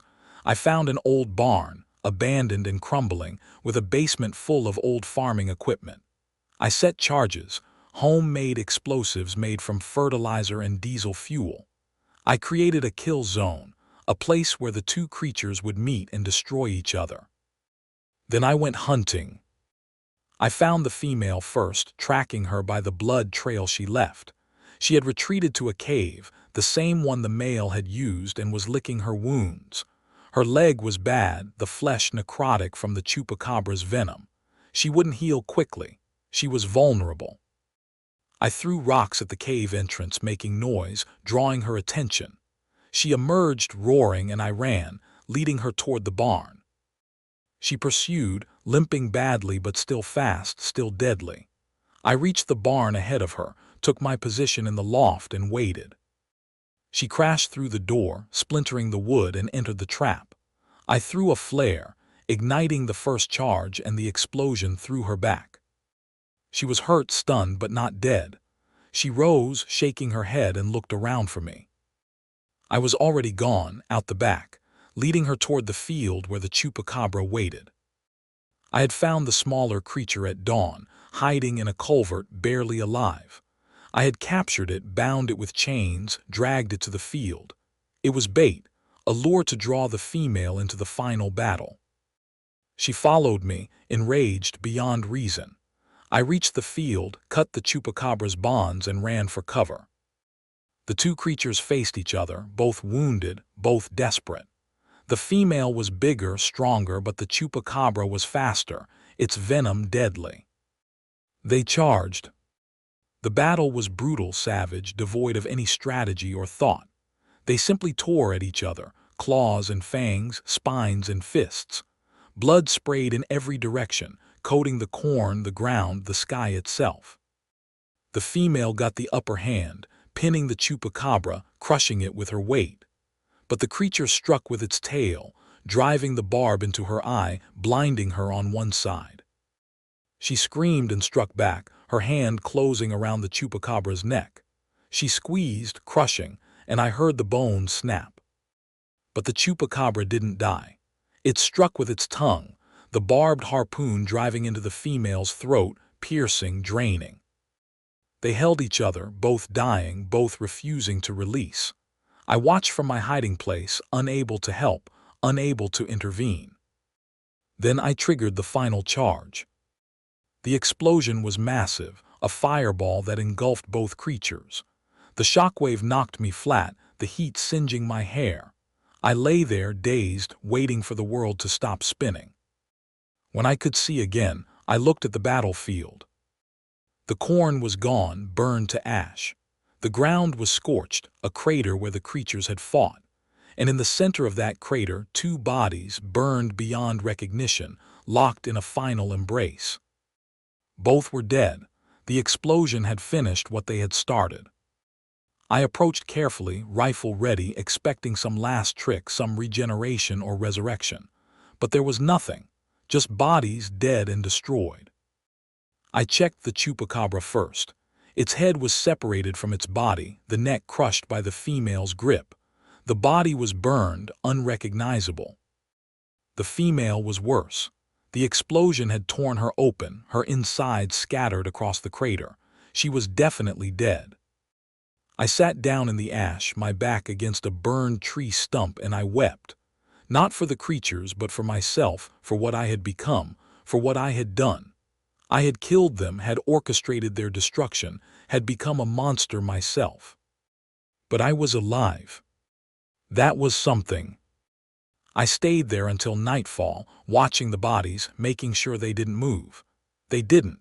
The Fouke monster and the Chupacabra were truly dead. When the moon rose, I gathered what remains I could carry, put them in a bag, and walked away. Proof of what I had done, what I had seen. The world would never believe me, but I would have proof. I walked toward the highway, toward civilization, toward a world where monsters were just stories. Behind me, the swamp was silent. The war was over. The blood fields would grow green again eventually. The memories would fade eventually. But I would never forget. Never. Chapter 6: The Final Battle. The highway was 5 miles from the blood fields, 5 miles of walking through darkness that seemed alive with threats. I moved carefully, avoiding the roads where the creatures had hunted, sticking to the fields and ditches where cover was available. My bag of remains bumped against my hip with every step, a grim reminder of what I carried, what I had done. I thought I was safe. I thought the danger was past. The Fouke monster was dead, the Chupacabra destroyed, the war was over. I was wrong. The female had not been the only one.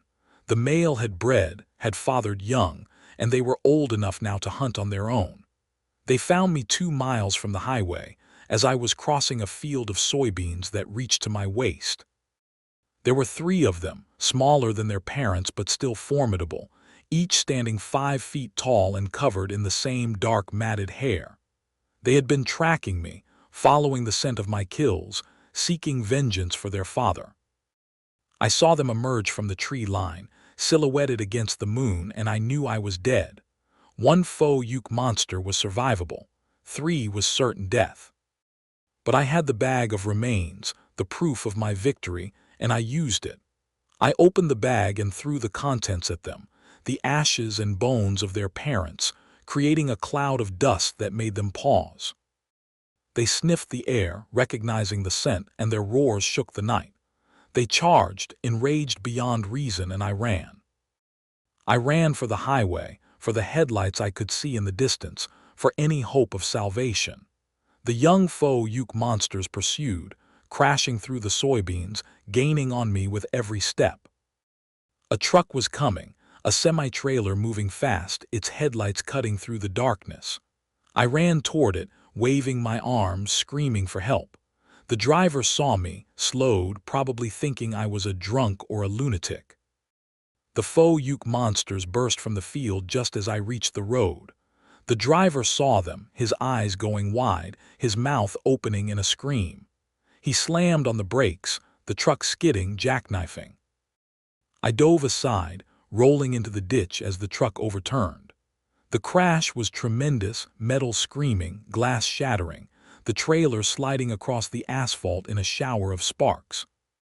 The Fouke monsters didn't hesitate. They were on the overturned cab in seconds, tearing at the metal, seeking the driver. He was trapped inside, pinned by the steering wheel, unable to escape. I watched in horror as they tore him free, as they tore him apart. They didn't kill him quickly. They played with him, breaking his limbs, crushing his chest, prolonging his agony. I should have helped, should have done something, but I was frozen, paralyzed by the horror of what I was witnessing. Then I saw my chance. The truck's tank had ruptured, diesel fuel spilling across the road, pooling around the creatures as they fed. I still had my matches, the ones I had used to light the explosives. I struck one, watched it flare, and threw it. The explosion was immediate, a fireball that engulfed the truck and the creatures. The Fouke monsters screamed, burning, their fur catching like tinder. They ran, blazing, into the field, setting the soybeans alight as they went. I scrambled away from the road, away from the fire, watching as the field burned. The creatures ran in circles, rolling, trying to extinguish the flames. But the fire was too hot, too intense. They burned. One by one they fell, their screams fading, their bodies charred and blackened. The fire spread, consuming the field, moving toward the woods. I ran. I didn't look back, didn't wait to see if they were truly dead. I just ran. I reached the highway and flagged down another truck, this one stopping for me, the driver concerned, asking what had happened. I told him there had been an accident, a fire, that he needed to call the authorities. He did, and I hitched a ride to the next town, leaving the burning field behind, leaving the bodies behind, leaving the nightmare behind. But I knew it wasn't over. The creatures might have survived, might have escaped into the woods, might be healing even now. And there might be others, more young, more females, more of the ancient race that had claimed the Arkansas swamps as their territory. I had survived, but the war was not truly won. It would never be won, not as long as the Fouke monster existed, not as long as creatures like the Chupacabra could travel from distant lands to challenge them. I was one of two survivors, the only witness to the Battle of Titans.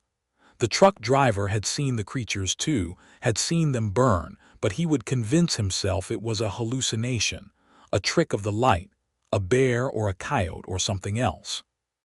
But I knew the truth. I had the scars to prove it, the memories to haunt me, the proof in my bag that I had destroyed monsters.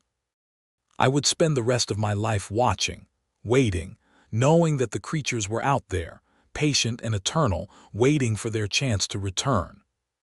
The Fouke monster and the Chupacabra had battled for dominance, and both had lost. But the war between cryptids, between ancient terrors and alien horrors, would continue. And I would be there, witness to it all until the end. My name is John Hartley, and I survived the war in Fouke, Arkansas. I watched the southern Sasquatch battle the goat sucker, watched them tear each other apart, watched them burn. I am a survivor. But I am not safe. The creatures are still out there. And they remember. Epilogue: the truth. The official story was a gas leak explosion at an abandoned farm.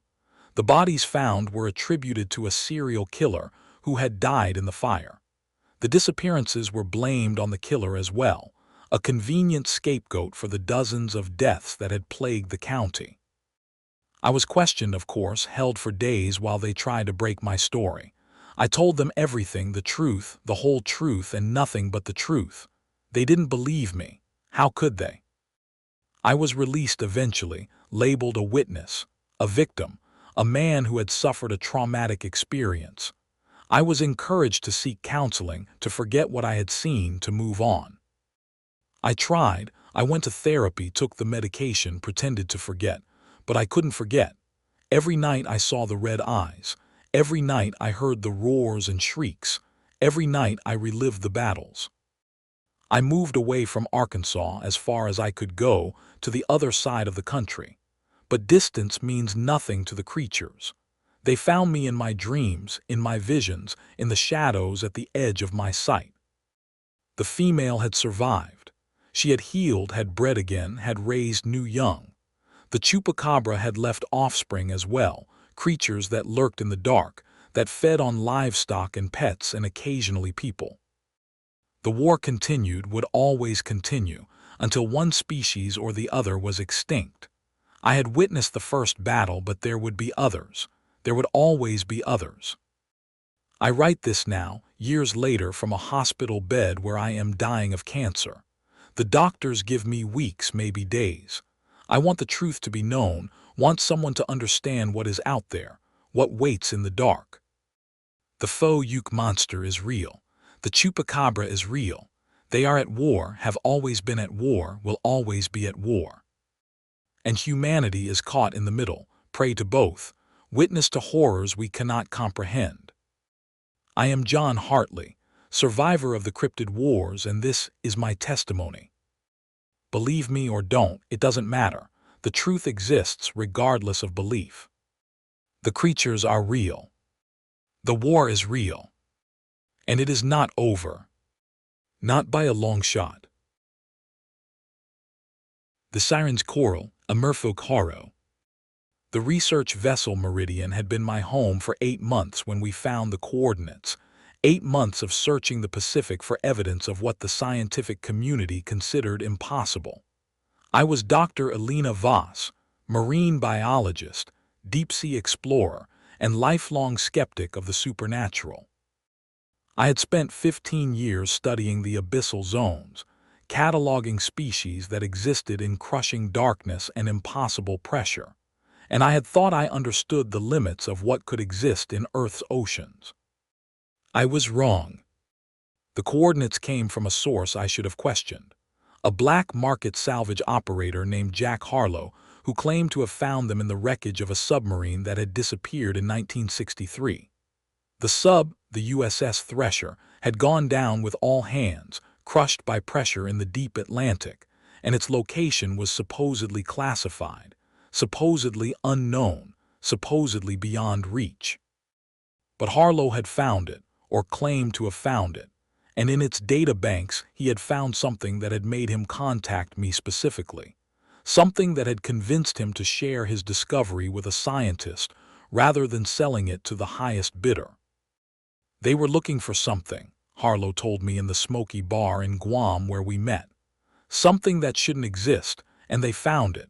The coordinates are in the Pacific, not the Atlantic where they supposedly sank. And there's data, Dr. Voss, data that doesn't make sense. He showed me the files, encrypted and corrupted but still partially readable. Depths that exceeded the Thresher's operational limits. Temperatures that should have frozen the ocean solid, and biological readings that suggested something massive, something organized, something intelligent was living in a trench that had never been properly surveyed. I should have dismissed it as error, as malfunction, as the product of a dying computer system in a dying submarine.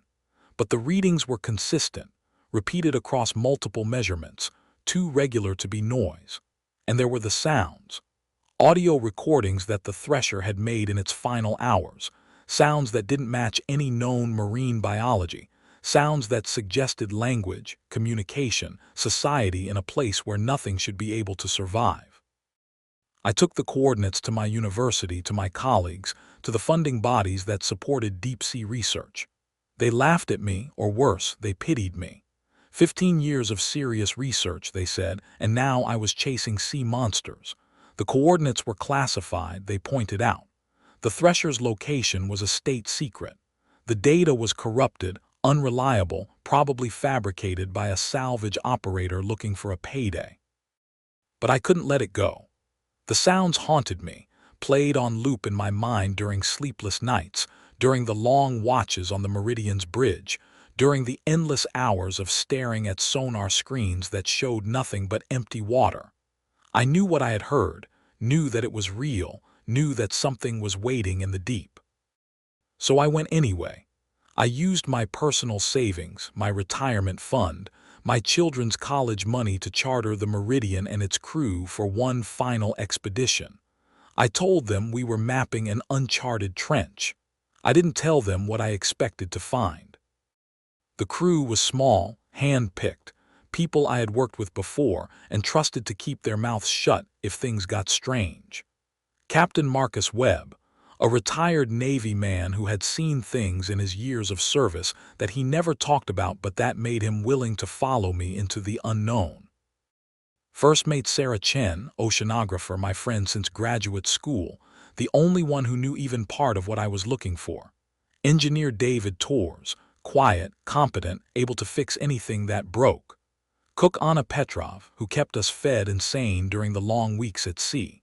And 2 divers, Jacob Weiss and Lisa Blackwood, who would go into the depths if we found what I was looking for. We reached the coordinates on the 15th of June, a date that would be burned into my memory forever. The trench was everything the data had suggested and more. a crack in the seafloor that seemed to descend forever, a place where the ocean floor simply stopped and the abyss began. The sonar couldn't penetrate to the bottom, the equipment simply not capable of reaching those depths, and the temperature readings showed cold that shouldn't exist, currents that seemed to flow upward from below. "It's impossible," Chen said, staring at the readings. "The pressure alone, nothing could survive down there, the temperature. It's below freezing, the water should be ice." "It's not ice," I said. "Look at the salinity readings. The water is supercooled, kept liquid by pressure and salt. It's happened before in other places, but never this deep, never this cold, never this organized." She looked at me, and I saw the fear in her eyes, the understanding that something was very wrong. "Organized how?" "Look at the current patterns. They're not random. They're following channels, pathways, structures. Something made those channels, Alina. Something carved them." We dropped the first probe at dawn. It was rated for 20,000 feet, more than enough for any trench on Earth, and it carried cameras, sensors, lights, everything we needed to see what waited below. The cable played out for hours, descending into darkness that swallowed our lights, our signals, our understanding of reality. At 15,000 feet, the camera showed something. Not the bottom, not the trench floor, but something else. Structures, buildings, architecture that couldn't be natural, that suggested design and purpose and intelligence. "It's a city," Torres whispered, staring at the screen. "It's an actual city." The structures were made of something that looked like coral but wasn't, formations that had grown rather than been built, but grown in shapes that suggested intention. Towers rose from the depths, connected by spans that suggested bridges, leading to central structures that might have been temples or palaces or something else entirely.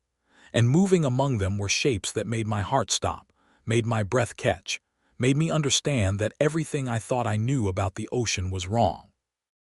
They were humanoid. From the waist up, they had arms, heads, torsos that suggested human anatomy. But from the waist down, they had tails, massive scaled appendages that propelled them through the water with grace and power.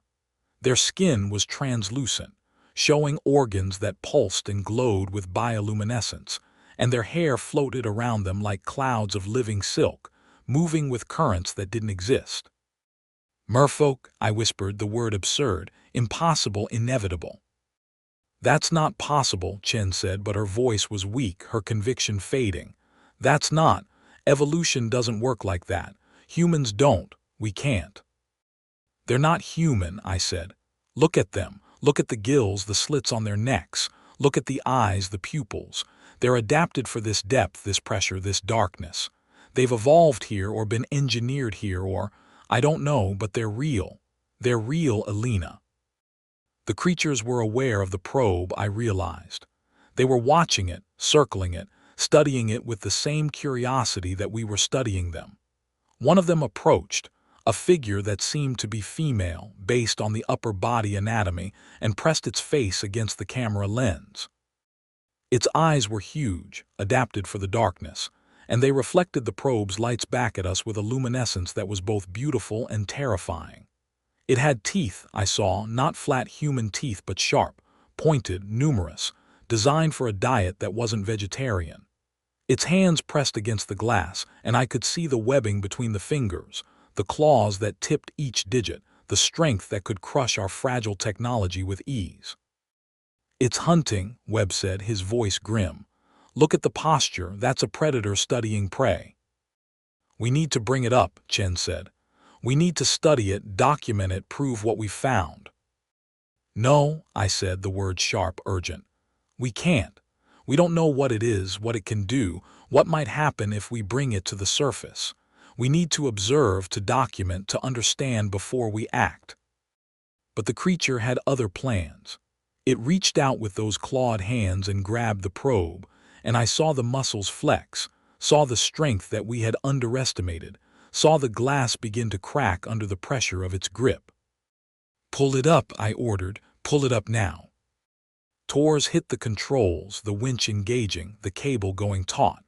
But the creature held on and others joined it, swarming around the probe like bees around a honeycomb, and the combined weight was too much, the strain too great.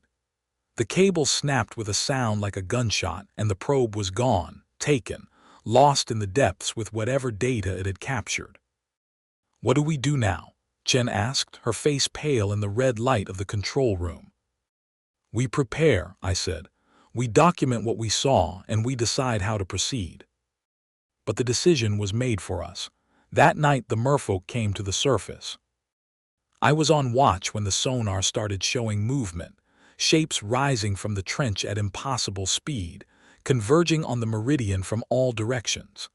I rang the alarm, woke the crew, and we gathered on the deck to watch them approach. They were beautiful.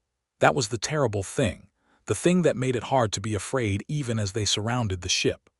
The bioluminescence that had been subtle in the depths was brilliant on the surface, patterns of blue and green and gold that painted the water with living light. They moved in formations that suggested choreography, grace, artistry, and their voices. Because they were singing, I realized, singing in tones that didn't match any human music, created harmonies that made my heart ache with longing. "They're calling to us," Chen whispered, standing beside me at the railing. "Listen, they're inviting us." "Don't listen," Webb said, his voice harsh. "Cover your ears, don't let them in." But it was too late. The song was already inside me, already creating images in my mind of what waited below, of the beauty and the peace and the wonder that would be ours if we just went down. One of the creatures climbed aboard. It moved differently on land, dragging itself with its arms, its tail leaving a trail of slime that smelled of the deep and something else, something musky and organic and alive. It approached me specifically, crawling across the deck with a speed that belied its awkwardness, and stopped at my feet, looking up at me with those huge eyes. "Dr. Voss," it said, and its voice was human or human enough, the words formed with difficulty by a mouth not designed for air. "We've been waiting for you." "You know my name," I said, the words stupid, obvious, my mind reeling from the impossibility of what was happening. "We know everyone who comes," the creature said. "We watch, we wait, we choose. And we chose you, Dr. Voss. We chose you to be our witness, our messenger, our bridge to the world above." "Bridge?" I asked. "What do you want?" The creature smiled, and the teeth were sharp, the smile predatory, the beauty revealed as mask and lure. "We want what we've always wanted. We want a feed." The attack was sudden, coordinated, devastating. The merfolk swarmed the deck, pulling crew members over the railing with hands that were strong despite their appearance, with claws that tore flesh and hooks that caught clothing and skin. I saw Tors go down, dragged over the side before he could scream. I saw Petrov fighting, her knife flashing in the bioluminescence before she too was taken. I saw Weiss and Blackwood back to back, firing harpoons into the water until the merfolk climbed the hull behind them and pulled them down. Only Chen and Webb and I remained, backed against the superstructure, surrounded by creatures that looked human and were anything but. "You," the lead creature said, pointing at me with a clawed finger. "You come, you witness, you tell the story." "And them?" I asked, gesturing at Chen and Webb. "They come too," the creature said, "for now, until we decide what to do with them." It grabbed my arm, and the grip was cold and wet and impossibly strong, and it pulled me toward the railing, toward the water, toward the depths where I would learn the truth of what waited below. I looked back once, saw Chen's face in the moonlight, saw the terror there that matched my own. Then the creature pulled me over the side, and the water closed over my head, and the abyss claimed me as its own. The descent was impossible, impossible to survive, impossible to endure, impossible to accept as reality. The creature that held me, I never learned its name, never asked, never wanted to know, pulled me downward with a speed that should have burst my eardrums, should have crushed my chest, should have killed me in seconds. But I didn't die. I felt pressure, felt my body being compressed and reformed by forces that should have destroyed it, but I didn't die. I could breathe. That was the first shock after the initial panic of drowning. The creature pressed something against my face, something that felt like membrane, like skin, like the lining of an organ, and suddenly I was breathing liquid, not air, my lungs filling with something that was denser than water but carried oxygen in ways that my body could use.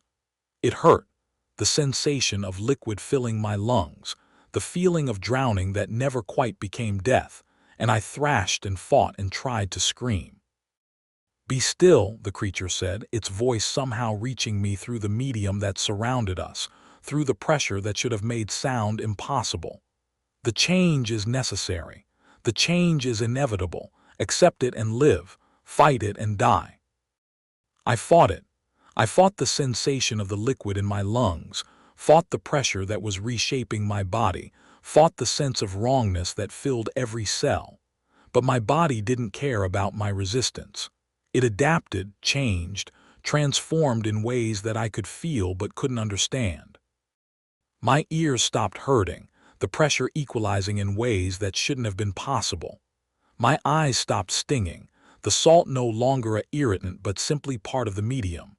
My skin changed, becoming something that could function in this environment, something that was no longer quite human. We descended for what felt like hours, though time had lost its meaning. The darkness was absolute, the pressure crushing, and I was aware only of the creature's grip, the direction of our travel, the increasing cold that was somehow not freezing, was somehow survivable. Then there was light, bioluminescence, the same that I had seen from the surface, but now all around us, illuminating a world that shouldn't exist. The city rose from the depths in towers and spires, structures that seemed to grow rather than be built, organic architecture that blended with the natural formations of the trench walls. And everywhere, in every direction, were the merfolk. Thousands of them, tens of thousands, more than I could count, more than I could comprehend. They swam through the city in patterns that suggested organization, society, civilization. They worked at tasks that I couldn't understand, tending to structures that seemed to be alive, harvesting from gardens that glowed with their own light, training in formations that suggested military discipline. And they were watching me. Every eye that I could see was turned toward me, following my descent, tracking my passage through their domain. I was the center of attention, the focus of their interest, and I understood that this was not normal, that visitors were rare, that I was special in ways I didn't yet comprehend. "The witness arrives," my captor announced, and the words seemed to carry, to be heard by all, to be acknowledged with gestures and sounds that rippled through the crowd like waves.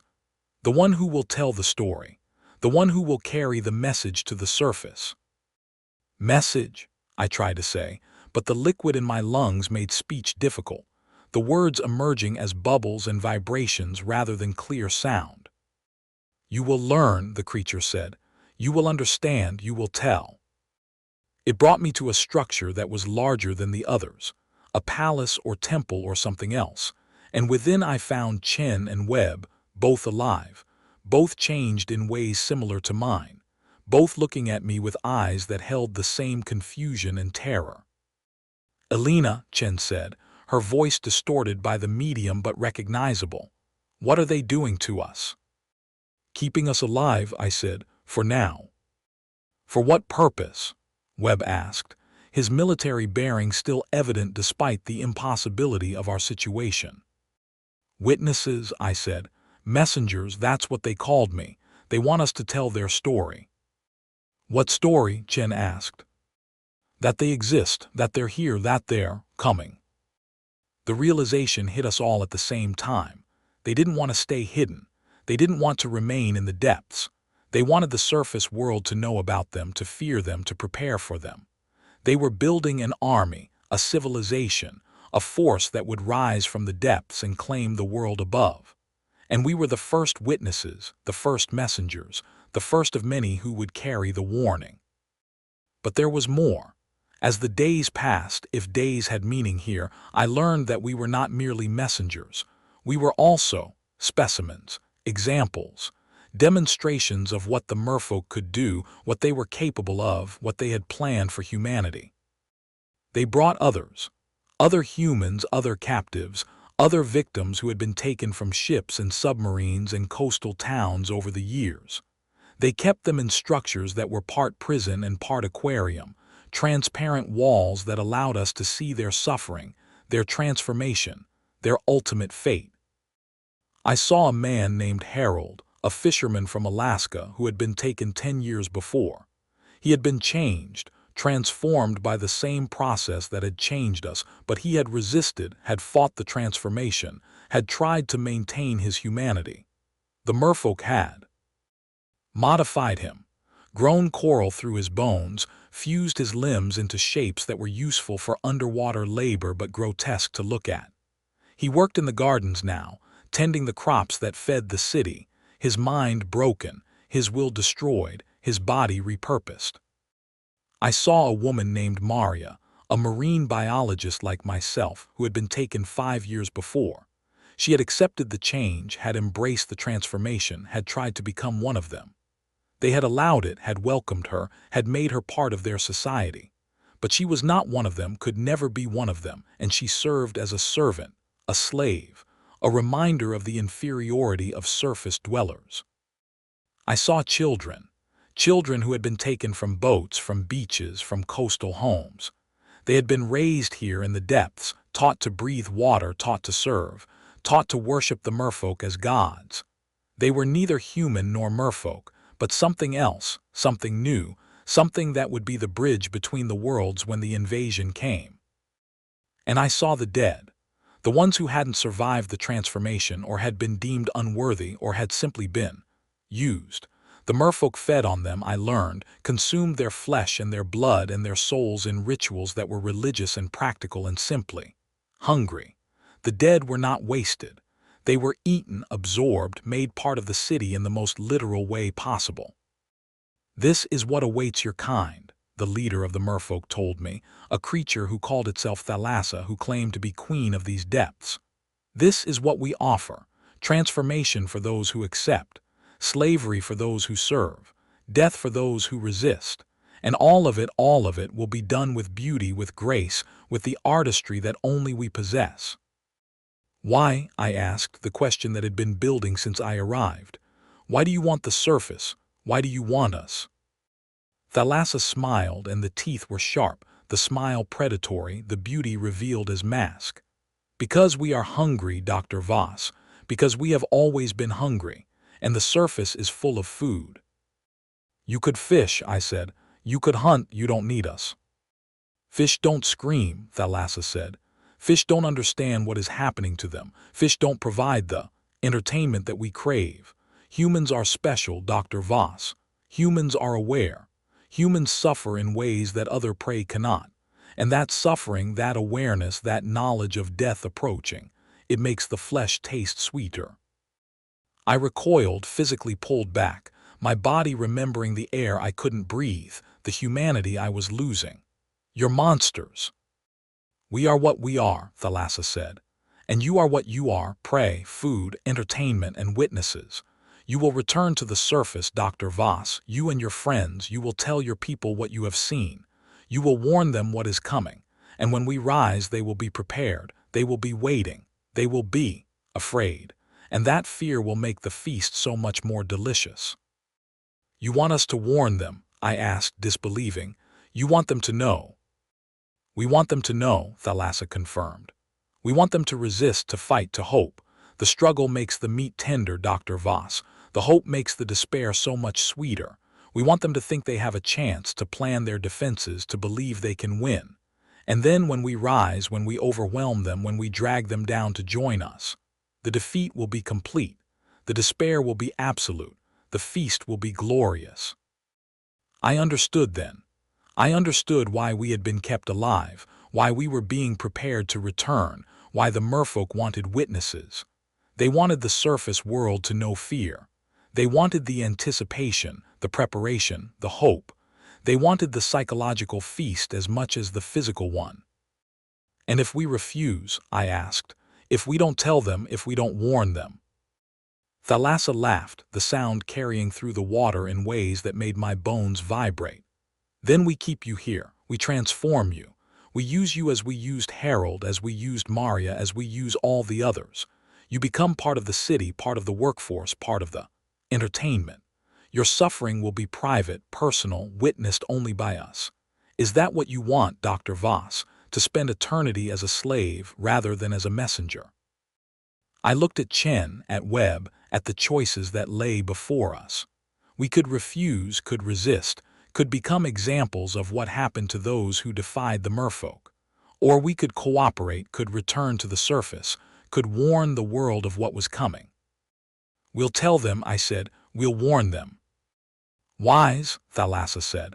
Very wise, but first you must understand. You must see.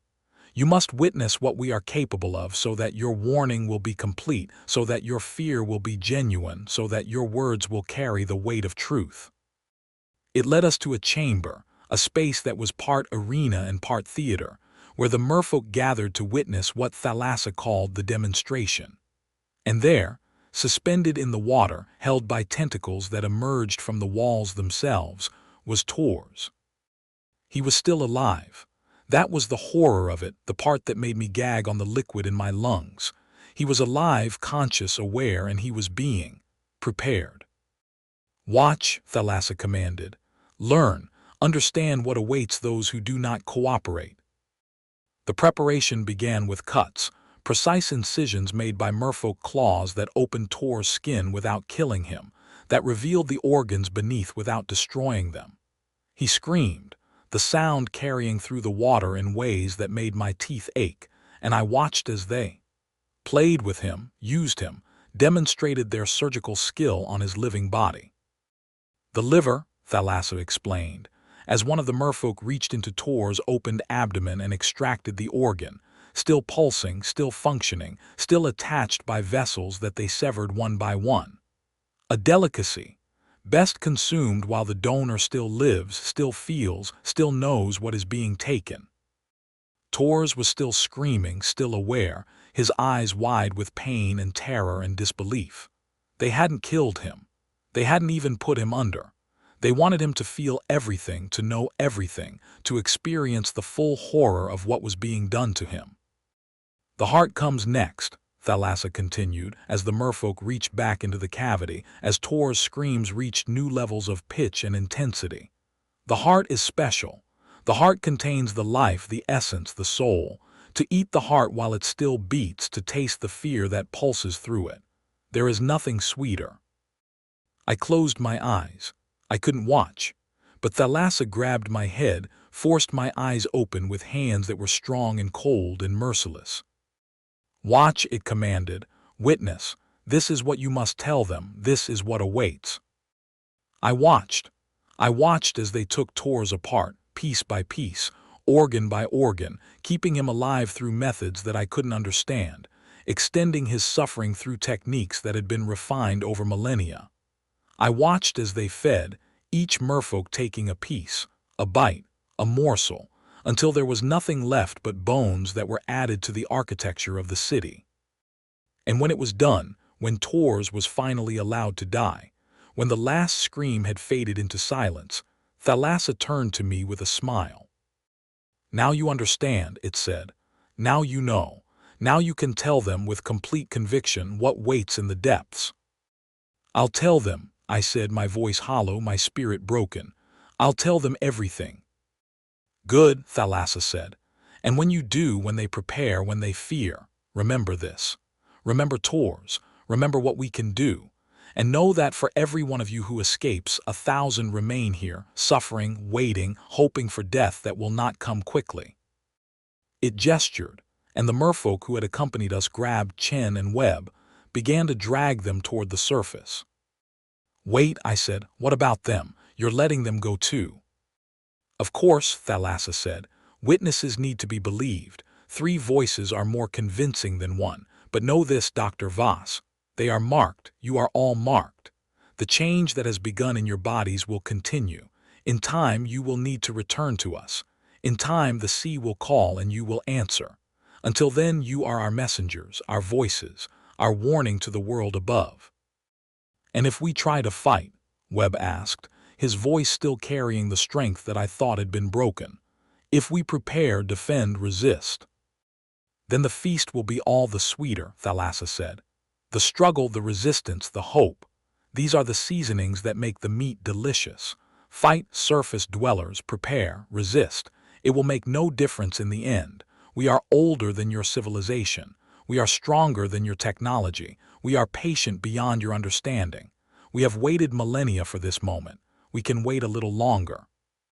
The ascent was faster than the descent, propelled by merfolk who swam with us, guided us, ensured that we survived the pressure changes that should have killed us. We broke the surface near the meridian, which still floated, still intact, still waiting. The crew had fled or been taken or simply disappeared. We found the ship empty, the controls still active, the autopilot engaged. Chen and Webb and I pulled ourselves aboard, collapsed on the deck, vomited the liquid from our lungs and gasped the air that suddenly burned and stung and felt like the most precious thing in the universe. We lay there for hours, shaking, crying, processing what had happened, what we had seen, what awaited. "We have to tell someone," Chen finally said.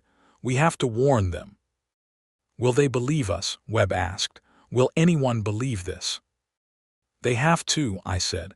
"They have to believe, because if they don't, Tor's death will be just the beginning. The merfolk are coming, and when they do, the surface world will drown in blood." We set course for the nearest port, for civilization, for the help that we knew wouldn't be enough. Behind us, the trench waited, the city waited, the merfolk waited. And beneath us, in our veins, in our lungs, in our very cells, the change continued, the transformation progressed, the countdown to our return began. We were witnesses, we were messengers, we were the warning. But we were also infected, marked, claimed. And the sea was calling. The journey back to civilization was a nightmare that surpassed anything we had experienced in the depths. The meridian moved slowly, its systems damaged, its crew gone, its hold filled with a silence that was heavier than the pressure we had escaped. Chen spent the days in the infirmary, her body racked with changes that the ship's doctor, if there had been a doctor, wouldn't have been able to treat. Webb maintained the engines, his military discipline keeping him functional despite the trauma that I could see in his eyes. And I sat on the bridge, staring at the horizon, waiting for the moment when the merfolk would rise and claim us. They didn't. We reached Guam without incident, docked at the naval base, and were immediately detained. Our story was too strange, our appearance too altered, our claims too outrageous to be believed. We were separated, interrogated, isolated, and I spent 3 weeks in a cell before anyone would listen to me with anything approaching seriousness. Dr. Sarah Chen was the first to be released. Her family was influential, her connections extensive, and she was home in California within a month, receiving treatment for what the doctors called deep-sea exposure syndrome, and what I knew was the beginning of her transformation. Captain Marcus Webb was next. The Navy took interest in his story, classified everything he said, and assigned him to a research program that I suspect was more about studying him than using his knowledge. He was transferred to a facility in Virginia, then disappeared from the records entirely. I remained in Guam in custody, being questioned by agencies that I didn't know existed. They asked about the coordinates, about the technology, about the biological changes that were evident in my blood and tissue samples. They didn't ask about the merfolk. Not at first, not until I insisted, not until I made it clear that the merfolk were the only thing that mattered. "They're coming," I told them over and over. "They're preparing. They're building an army. We have to warn people. We have to prepare defenses." "Dr. Voss," the lead interrogator said, "a man named Morrison who wore civilian clothes but had military bearing. You're asking us to believe in mermaids." "Not mermaids," I corrected. "Merfolk. They're not the creatures of legend. They're predators. They're hunters. They're an apex species that has been waiting for millennia to reclaim the surface. And they're coming. Soon." Morrison looked at me with eyes that held pity, not belief. "We'll investigate the coordinates," he said. "We'll send a team. If there's anything there, we'll find it." You won't find anything, I said. They're hidden, they're camouflaged. They only reveal themselves when they want to, when they're ready. Then what do you suggest we do? Prepare, I said. Evacuate the coasts, build defenses, develop weapons, and most of all, believe. Believe that they're real, that they're coming, that they're a threat. Because when they rise, when they come for us, the only thing that will matter is whether we're ready. Morrison nodded, made notes, and left. I never saw him again. But 3 weeks later I was released, my passport returned, my belongings given back, my freedom restored with the condition that I never speak about what I had seen, never publish my findings, never try to convince anyone of what I knew. I agreed, of course. I would have agreed to anything to get out of that cell, to return to the world, to warn people despite the restrictions. And I did warn them in my way. I wrote papers that didn't mention merfolk but described deep-sea threats. I gave presentations about coastal preparedness. I consulted with governments about underwater defense systems. I did everything I could without violating the agreement that kept me free. But it wasn't enough. Nothing was enough. 6 months after our escape, Chen called me. Her voice was different, strained, altered by changes that were progressing faster than expected. "Alina," she said, "it's happening. I can hear them in my head. They're calling me." "Don't listen," I said. "Cover your ears, block it out." "I can't," she said. "It's beautiful. They're singing to me, Alina. They're telling me to come home." "You're home," I said. "You're in California. You're safe." "I'm not safe," she said. "I was never safe. They marked me, Alina. They claimed me, and now they're calling me back." "Fight it," I said. "Fight them, don't go." "I can't fight anymore," she said. "I'm tired, I'm changed, I'm becoming." The line went dead. I tried to call back, but there was no answer. I flew to California to her home to find nothing. She was gone, her family didn't know where. Her doctors had no record. She had simply vanished, disappeared, been claimed by the sea. 3 months later, Webb contacted me. He had escaped the facility in Virginia, had gone underground, was living off the grid. He too was changing, he said. The transformation was progressing. He could feel the water calling him, could feel the pressure even on dry land, could feel the need to submerge, to return, to complete what had begun. "They're patient," he said. "They're waiting for the perfect moment. They have operatives on the surface, people like Chen, people who are being transformed, prepared. When the time comes, they'll strike from within as well as without." "What do we do?" I asked. "Survive," he said. "Witness. Document. Someone has to tell the story, Alina. Someone has to make sure people know what happened. And if we don't survive, then the story dies with us," he said, "and the merfolk win." He disappeared after that call. I never heard from him again. I assume he returned to the sea, became part of what he had tried to escape, became another victim of the transformation that claimed all of us. I am the last witness, the last survivor, the last one who can tell the story of what waits below. And I am changing too. I can feel it in my blood, in my lungs, in my dreams. I can hear them singing, calling, promising peace and beauty and belonging. I can feel the water on my skin even when I'm dry, can feel the pressure even at sea level, can feel the need to dive, to descend, to return. I have tried to fight it. I have tried medication, therapy, willpower. I have tried to ignore the call, to block the song, to remain human. But I am not human anymore. I am something else, something in between, something that belongs to both worlds and neither. I write this now from a cabin on the Oregon coast, where I can see the ocean from my window, where I can hear the waves calling my name. I know that soon I will answer.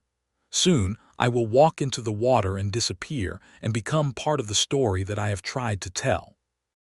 But before I go, I must complete my task. I must document what happened, what we saw, what is coming. I must be the witness that I was chosen to be, the messenger that I was meant to become. The merfolk are real. They are ancient. They are hungry. They have cities in the deepest trenches, armies that number in the millions, technology and magic and biology that we cannot comprehend. They have been waiting for millennia, planning for millennia, preparing for the moment when they will rise and claim the surface world. That moment is coming. I can feel it in my bones, in my blood, in the song that grows louder every day. They are ready. They are coming. And when they arrive, humanity will learn what it means to be prey. I have tried to warn people. I have written to governments, to scientists, to anyone who would listen. Most have ignored me. Some have laughed. A few have believed, but they are powerless against what is coming. The coasts will be the first to fall. The cities that touch the ocean will be overwhelmed in hours, the populations dragged down to feed the merfolk's hunger. Then they will move inland, following rivers, using the waterways that cover our planet to reach every corner of the globe. There will be nowhere to hide, nowhere to run, nowhere that they cannot reach. And for those they capture, the fate will be worse than death. The transformation, the slavery, the consumption, all of it awaits. The merfolk do not simply kill. They use, they consume, they make part of themselves. Every human they take becomes part of their civilization, part of their power, part of their eternal story. I see them now, outside my window in the surf, watching me with eyes that glow in the darkness. They have come for me, come to claim what is theirs, come to bring me home, and I will go. I have no choice. The change is complete. The call is irresistible, the end is inevitable. But I leave this record, I leave this warning, I leave this testament to what I have seen, what I have survived, what is coming for us all. Do not go near the water. Do not trust the beauty that you see in the waves. Do not believe the songs that call from the deep.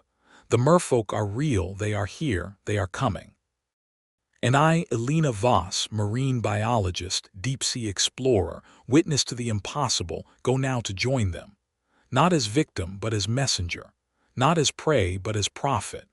I go to tell them that I have done my duty, that I have warned the world, that their coming will not be a surprise. Let them come. Let them rise. Let them claim what they believe is theirs. We will be waiting. We will be ready. We will fight, even if it is hopeless, even if it is futile, even if it is the end. Because some things are worth fighting for. Some stories are worth telling. Some witnesses are worth being. I am Elena Voss. I have seen the merfolk. I have survived their domain, and I go now to face them one final time. The water is calling. The song is beautiful. The end is here. Goodbye. Dr. Elena Voss, signing off for the last time. The ocean awaits. And I am going home. To whoever finds this, warn them all. The merfolk are rising, the tide is turning, and humanity's time as rulers of the earth is ending. Prepare, fight, survive. Or join me in the deep, where the coral grows through bone and the songs never end. The choice is yours. But choose quickly. Because they're here. They're here. They're here. And I'm going to meet them. This is Elena Voss, final entry. Witness. Survivor. And now one of them. Goodbye. The first raids began 6 months after I disappeared, though disappeared is not the right word. I walked into the ocean deliberately, willingly, finally accepting what I had become. The merfolk met me at the surf line, dozens of them, their bioluminescence painting the water in shades of blue and green that were hypnotic in their beauty. They didn't attack. They welcomed me, claimed me, made me part of their story in ways that I had resisted but could no longer deny. But my mind remained clear enough to observe, to remember, to witness what came next. The merfolk had a plan, a schedule, a coordinated strategy that would unfold over years, decades, centuries if necessary. They were patient in ways that humans couldn't understand, willing to wait for the perfect moment, the perfect conditions, the perfect opportunity to strike. The first raids were tests, experiments, proofs of concept that allowed them to refine their tactics. They targeted isolated coastal communities, places where disappearances could be explained by storms or accidents or simple bad luck. Fishing villages in Indonesia, research stations in Antarctica, resorts in the Maldives. Small groups of merfolk would emerge at night, pull victims from boats or beaches, and disappear before anyone could respond. I witnessed one such raid from my position in the shallows, transformed enough to breathe water but not enough to join the hunting parties. It was a village in Papua New Guinea, a place of perhaps 300 people who lived in stilt houses over the water, who fished for their livelihood, who had legends of sea spirits but didn't understand that the legends were warnings. The merfolk came at midnight, rising from the depths in silence, their bioluminescence extinguished for stealth. They surrounded the village, blocking escape routes, cutting off any chance of warning or resistance. And then they began. The first house they entered contained a family of 5. I watched from the water as the merfolk climbed the stilts, their claws finding purchase on wood that had never been designed to resist such assault. They broke through the floor, not the walls, coming up from below where the family slept unsuspecting on mats that were suspended above the water. The father woke first, his screams cutting through the night air like a blade. But his screams were brief. The merfolk moved with coordinated precision, each assigned a target, each executing their task with efficiency that spoke of practice, training, tradition. The father was impaled on claws, lifted, carried out through the hole in the floor and into the water where others waited to receive him. The mother's death was slower. They wanted her to scream, wanted her terror to wake the others, wanted her to be the warning that would spread panic and confusion through the village. She obliged, her voice rising in screams that became gurgles as the merfolk played with her, used her, demonstrated their power and cruelty. The children were taken alive. The merfolk had use for children, for the young who could be transformed, trained, made into bridges between the worlds. The 3 children, ages perhaps 5, 8, and 12, were dragged screaming from their beds, carried down into the water, delivered to merfolk who waited with membrane masks that would allow them to breathe, to survive, to become. By the time the rest of the village woke, by the time the alarm was raised, by the time anyone understood what was happening, the merfolk were gone. The family was taken, the house was empty, and the only evidence was the blood on the stilts, the screams that still echoed, and the knowledge that something terrible had visited in the night. The authorities came the next day. Local police, then national, then international investigators trying to understand what had happened. They found nothing. No bodies, no witnesses, no explanation that satisfied the rational worldview they represented. The family had vanished, disappeared, become part of the statistics of maritime disappearances that plague the Pacific. But I knew. I watched from the reef where the merfolk had stationed me, watched the investigators search in vain, watched the village mourn in fear and eventually try to forget. And I saw the merfolk watching too, from deeper water, from the shadows, from the places where human eyes couldn't penetrate. They were learning, I realized. Learning how humans respond, learning how authorities investigate, learning how much they could take without triggering a response that would threaten their plans. The raids continued, increasing in frequency and boldness. A cruise ship off the coast of Greece, 300 passengers, 30 taken in a single night. A research submarine in the Atlantic, the crew of 6 simply gone, the vessel found empty and drifting. A naval exercise in the Pacific, a destroyer that reported contact with unknown biological entities before losing communication, found weeks later with no crew, no damage, no explanation. Each raid was documented by the merfolk, added to their records, studied for lessons. They learned that humans would rationalize, would explain away, would refuse to believe even when evidence was overwhelming. They learned that the authorities would classify, would cover up, would protect the public from knowledge that might cause panic. They learned that they could take dozens, hundreds, thousands, and as long as they left no bodies, no proof, no undeniable evidence, they would be dismissed as myth, legend, conspiracy theory. I watched it all, witnessed it all, became part of it all. The merfolk used me as a translator, a cultural guide, someone who could explain human behavior, predict human responses, help them refine their strategies.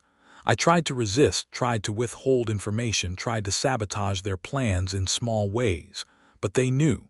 They always knew, and the punishment for resistance was educational. They showed me what happened to those who resisted too strongly, who refused to cooperate, who tried to fight back. There was a chamber in the deep city, a place that I was taken to only once, a place that haunted my dreams and poisoned my hope. It was called the conversion chamber, and it was where humans were transformed. The process was biological, magical, technological, something that combined all three in ways I couldn't understand. The merfolk would take a resistant captive and place them in the chamber, then introduce something. A virus, a bacterium, a genetic modifier that would rewrite human DNA, would add gills and webbing and the other adaptations necessary for life in the depths. But the process was painful, excruciating. The transformation occurred over days, weeks, months, as the victim's body was slowly, deliberately, lovingly remade into something else. They remained conscious throughout, aware of every change, every alteration, every violation of their physical form. I watched them transform a man named Harold, a naval officer who had been captured during one of the raids and had refused to cooperate, had refused to provide information, had refused to accept his new reality. The merfolk decided to make an example of him, to demonstrate what awaited those who resisted. The transformation began with his lungs. The merfolk introduced the agent, then forced him to breathe water, to drown repeatedly and be revived, to feel his lungs being repurposed, redesigned, remade. He screamed, begged, pleaded, but the merfolk simply watched, observed, documented the process for their records. His skin changed next, becoming translucent, showing the veins and organs beneath, adapting to the pressure and temperature of the deep. His eyes enlarged, the pupils becoming slits that could see in the darkness where no light penetrated. His ears sealed, the pressure too great for air-filled cavities, replaced by organs that could detect vibrations in the water. But the worst was the tail. The merfolk took his legs, his human limbs that had carried him on land, and they merged them, fused them, reshaped them into the massive scaled appendages that allowed movement in the water. The bones broke and reformed, the muscles reorganized, the nerves rewired. He felt every moment, every break, every reformation, every scream of his nerves that his voice could no longer express. When it was done, when the transformation was complete, Harold was no longer human. He was merfolk, technically, biologically, functionally. But his mind remained human, remained aware, remained horrified by what he had become. And the merfolk used him, put him to work in the gardens, forced him to serve, made him an example of what resistance earned. I saw him sometimes in the gardens where I was assigned, tending the crops that glowed with bioluminescence. He didn't speak, didn't acknowledge me, didn't seem to recognize anything human. His mind had broken, I suspected, or retreated, or simply stopped. He functioned, worked, survived, but he was not Harold anymore. He was just another transformed slave, another example, another warning.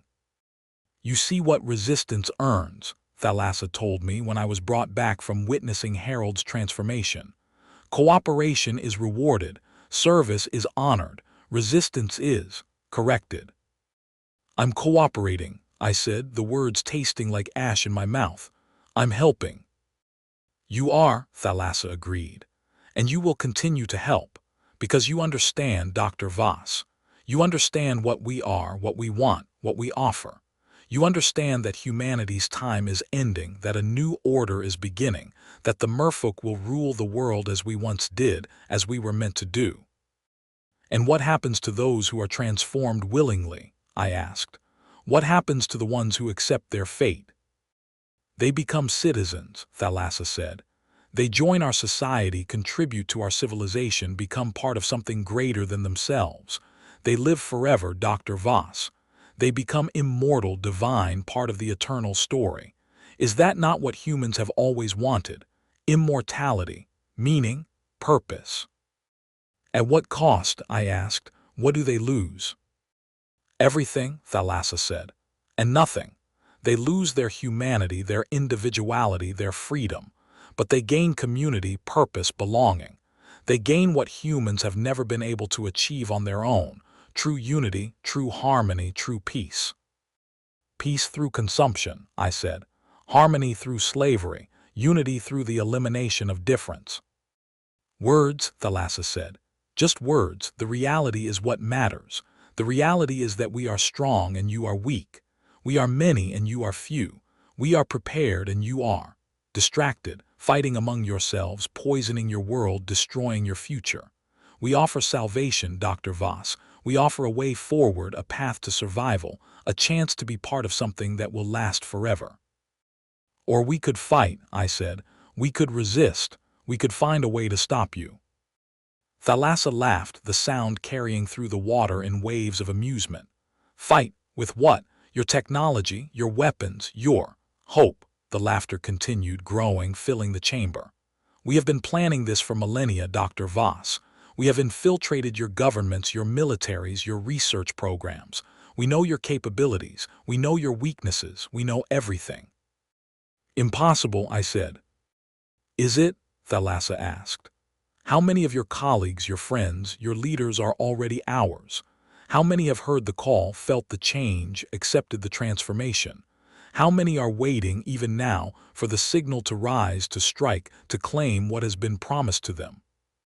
I thought of Chen, who had disappeared into the ocean, of Webb, who had gone underground, of the others who had been captured, transformed, converted. How many more were there? How many had already been claimed? The surface world is already ours, Thalassa said. They simply don't know it yet. And when we rise, when we strike, when we claim what is ours, there will be no resistance, only acceptance, only transformation, only the joining of above and below into one world, one civilization, one story. And me, I asked, what happens to me? You continue to serve, Thalassa said. You continue to witness.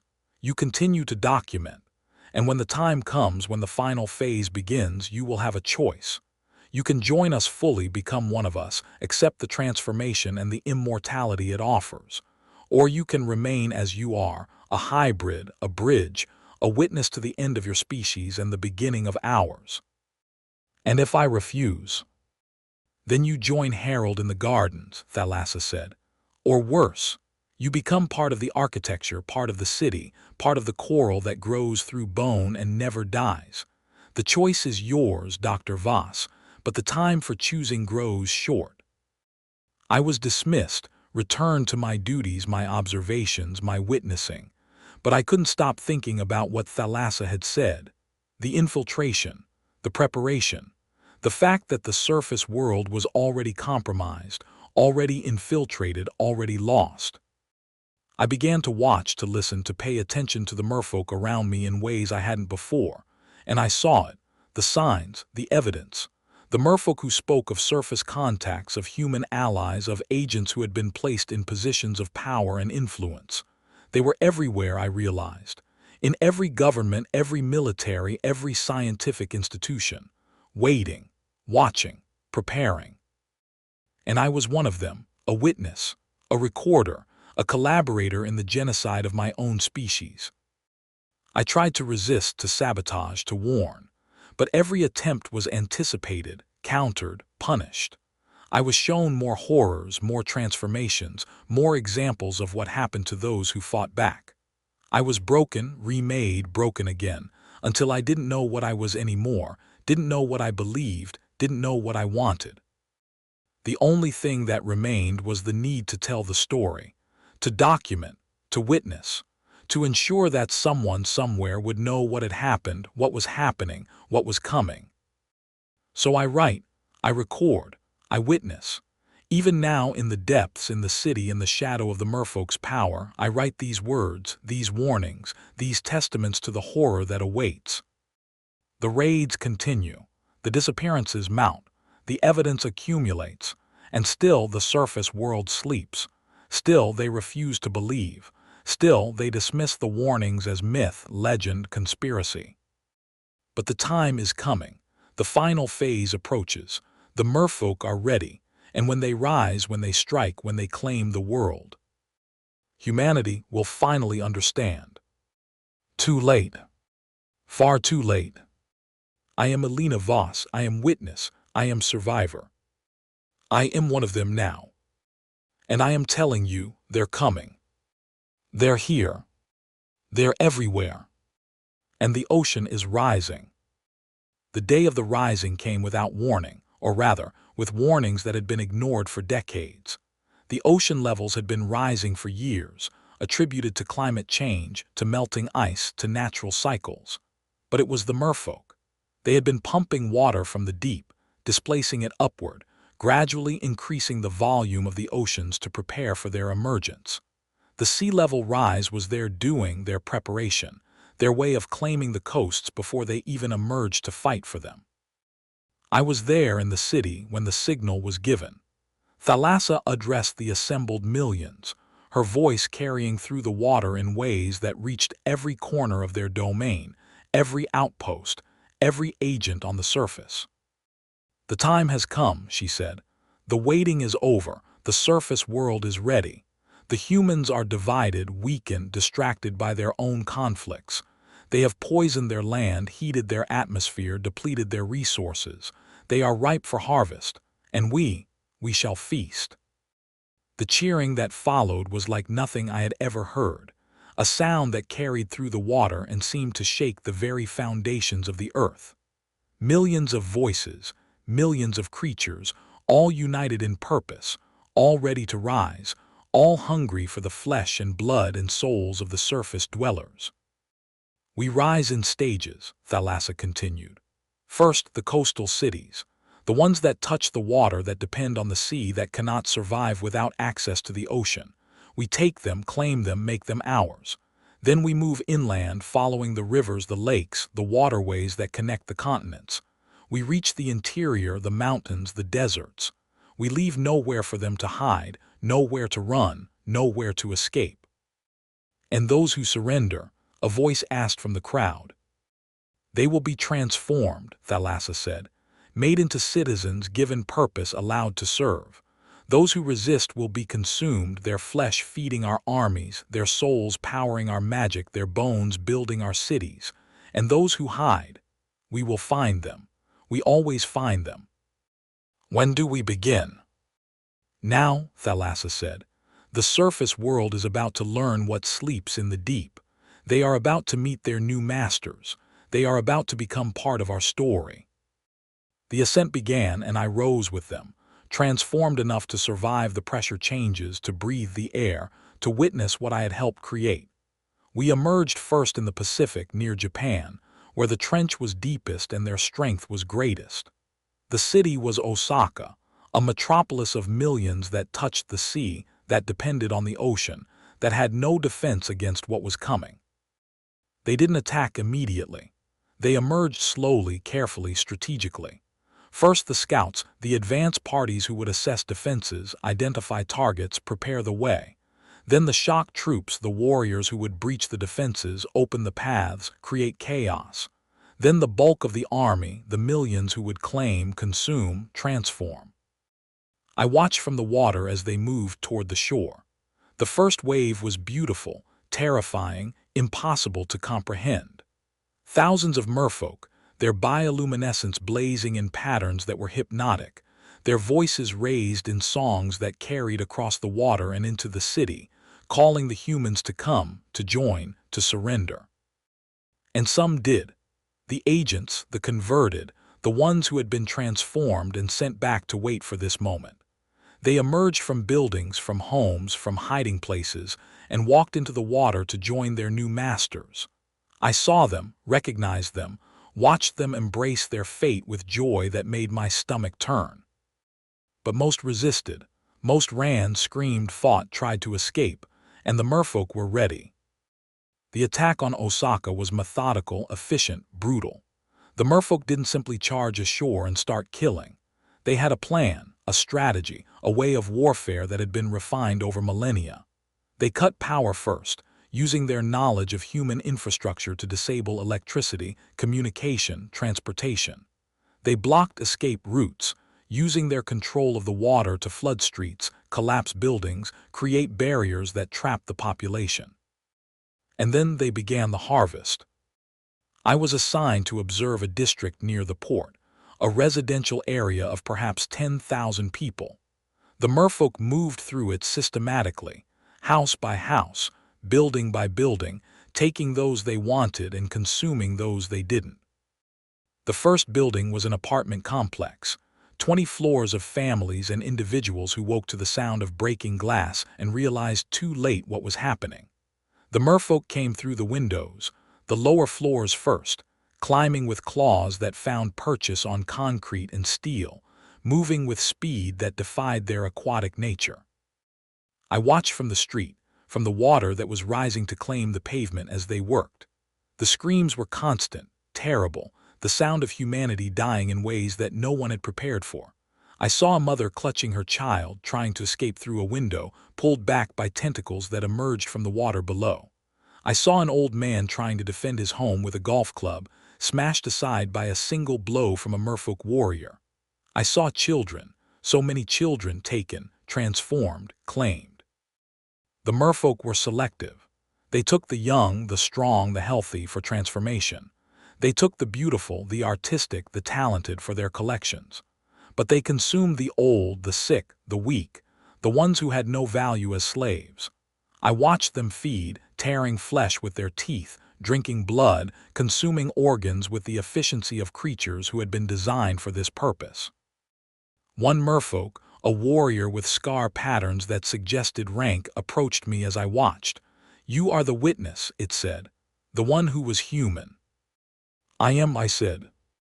"Witness this," it commanded. "Document this. Tell the story of what happens when we rise." It grabbed a survivor, a woman who had been hiding in a dumpster, pulled her out and held her up for me to see. She was young, perhaps 20, her face streaked with tears and snot and blood. She was beautiful in the way that humans are beautiful, full of life and fear and hope. "Please," she said, looking at me, "help me, please." I couldn't help her. I was powerless, a witness, not a warrior. I could only watch as the merfolk warrior did what it did, as it used its claws to open her in ways that made her scream, as it fed on her while she was still alive, savoring the taste of her fear, her pain, her life. It took 10 minutes for her to die. 10 minutes of screaming, begging, suffering. 10 minutes that I was forced to watch, forced to witness, forced to remember. And when it was done, when she was nothing but bones and scraps, the warrior turned to me. "Remember this," it said. "Remember her. She will be part of the story now, part of your witness, part of what you tell the others." The district fell within hours. 10,000 people gone, some transformed, taken down to the depths to begin their new lives as merfolk slaves. Some consumed, their flesh feeding the army that needed sustenance for the campaign ahead. Some simply killed, their bodies left to rot in the streets, casualties of a war they hadn't known was coming. And this was just one district, just one part of one city. The merfolk were everywhere, along every coast, in every ocean, rising simultaneously in a coordinated assault that no human military could have anticipated or prepared for. I moved with the army, witnessed the fall of city after city. Tokyo consumed in a day, Los Angeles flooded and claimed within hours. London, Venice, Sydney, Mumbai, Shanghai. Every coastal city, every port, every place where humanity touched the sea fell to the merfolk advance. The death toll was in the millions, then the tens of millions, then the hundreds of millions. The merfolk didn't just kill. They transformed, converted, incorporated. Every human they took became part of their civilization, part of their army, part of their story. The population of the merfolk swelled, grew, multiplied as they absorbed humanity into themselves. And I watched, I witnessed, I documented. The surface governments tried to fight. They used weapons of mass destruction, nuclear bombs that poisoned the land and water but did little to harm the merfolk, who simply retreated to the depths and waited for the radiation to fade. They used conventional weapons, guns and bombs and tanks, that were useless against creatures that could swim through water, disappear into the depths, strike from below. They tried to negotiate, to communicate, to understand what the Merfolk wanted, but the Merfolk didn't negotiate. They consumed. They transformed. They claimed. That was their purpose, their nature, their destiny. Within a year, the coasts were lost. Within 2 years, the rivers were controlled. Within 3 years, the lakes were claimed. The Merfolk moved inland, following the waterways, reaching into the heart of continents, leaving no place for humanity to hide. The resistance was fierce but futile. Humans fought with everything they had, with courage and determination and the will to survive. But they were fighting an enemy they didn't understand, didn't believe in, couldn't comprehend. The Merfolk were not just another species. They were a force of nature, an extinction event, the end of humanity's dominance. I witnessed the fall of the last human stronghold, a mountain retreat in the Andes where survivors had gathered to make a final stand. They fought bravely, held out for weeks, killed hundreds of Merfolk with improvised weapons and desperate courage. But in the end, they were overwhelmed, the water rising, the Merfolk climbing, the inevitable occurring. The leader of the resistance, a woman named Commander Sarah Chen, looked like my friend when I saw her. Same name, different person. She fought to the end, killed 3 Merfolk with her bare hands before they took her down. And as she died, she looked at me, recognized me, understood what I was. "You," she said, blood bubbling from her lips, "you did this." "I witnessed," I said. "I tried to warn." "Too late," she said. "You were too late." She died then, and the Merfolk claimed her body, and I was left alone with the knowledge that she was right. I had been too late. The warnings I had tried to give had been ignored, dismissed, laughed at. And now the world was ending, humanity was dying, and I was the only one left to tell the story. The Merfolk ruled now. The surface world was theirs, transformed, remade in their image. The cities were underwater, the land was flooded, the atmosphere was changed. Earth was no longer a human planet. It was a Merfolk world. And I remained witness, survivor, collaborator. I lived in the new world, the Merfolk world, the world that had replaced everything I had known. I was tolerated, allowed to exist because I served a purpose. I was the historian, the recorder, the one who documented the transition, the conquest, the transformation. I am old now, or what passes for old among the changed. My body is more Merfolk than human, my mind more theirs than mine. I can barely remember what it was like to breathe air, to walk on land, to be human. But I remember enough. I remember what we lost. I remember what they took. I remember the billions who died, the billions who were transformed, the billions who simply ceased to exist. And I remember the horror, the beauty and the horror. The Merfolk are magnificent creatures, powerful and graceful and ancient beyond comprehension. But they are also monsters, predators, destroyers of everything that was good and decent about humanity. This is my final testament, my last record, my witness to the end of the world. The Merfolk have won, humanity has fallen, the ocean has claimed the earth. And I, Elena Voss, the last witness, go now to join the millions who have gone before, not as victim but as recorder, not as prey but as historian. Tell them, whoever finds this, tell them what happened, tell them that we existed, that we fought, that we died. Tell them that we were human. And tell them to stay away from the water. The Merfolk are waiting. They are always waiting. And they are always hungry. This is Elena Voss, final witness, signing off. The ocean has won. And humanity is no more. I have decided to document the specific transformations I witnessed, in detail, so that whoever finds this record will understand exactly what the Merfolk do to their captives. This is not for the faint of heart. This is not for those who wish to sleep peacefully. This is the truth of what awaits those who are taken, those who are chosen, those who are claimed by the lords of the deep.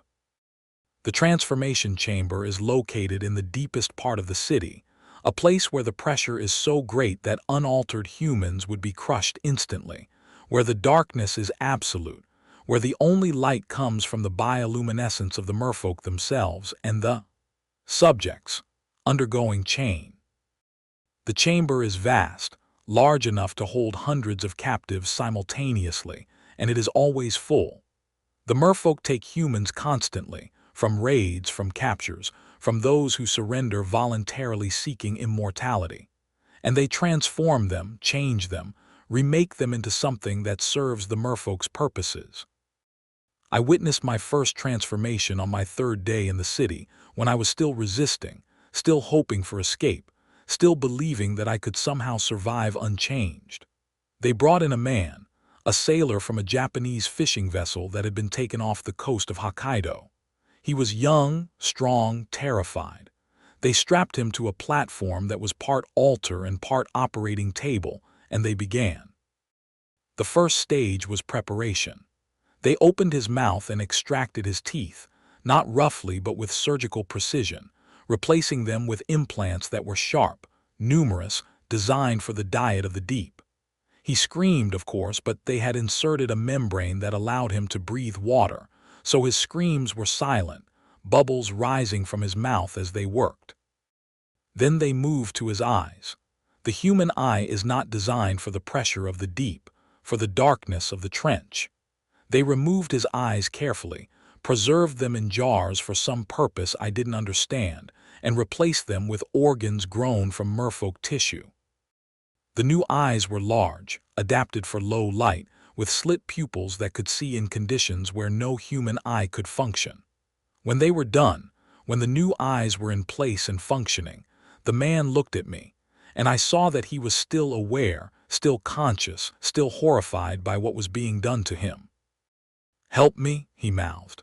The words formed by lips that were already beginning to change, to thicken, to adapt for the water he now breathed.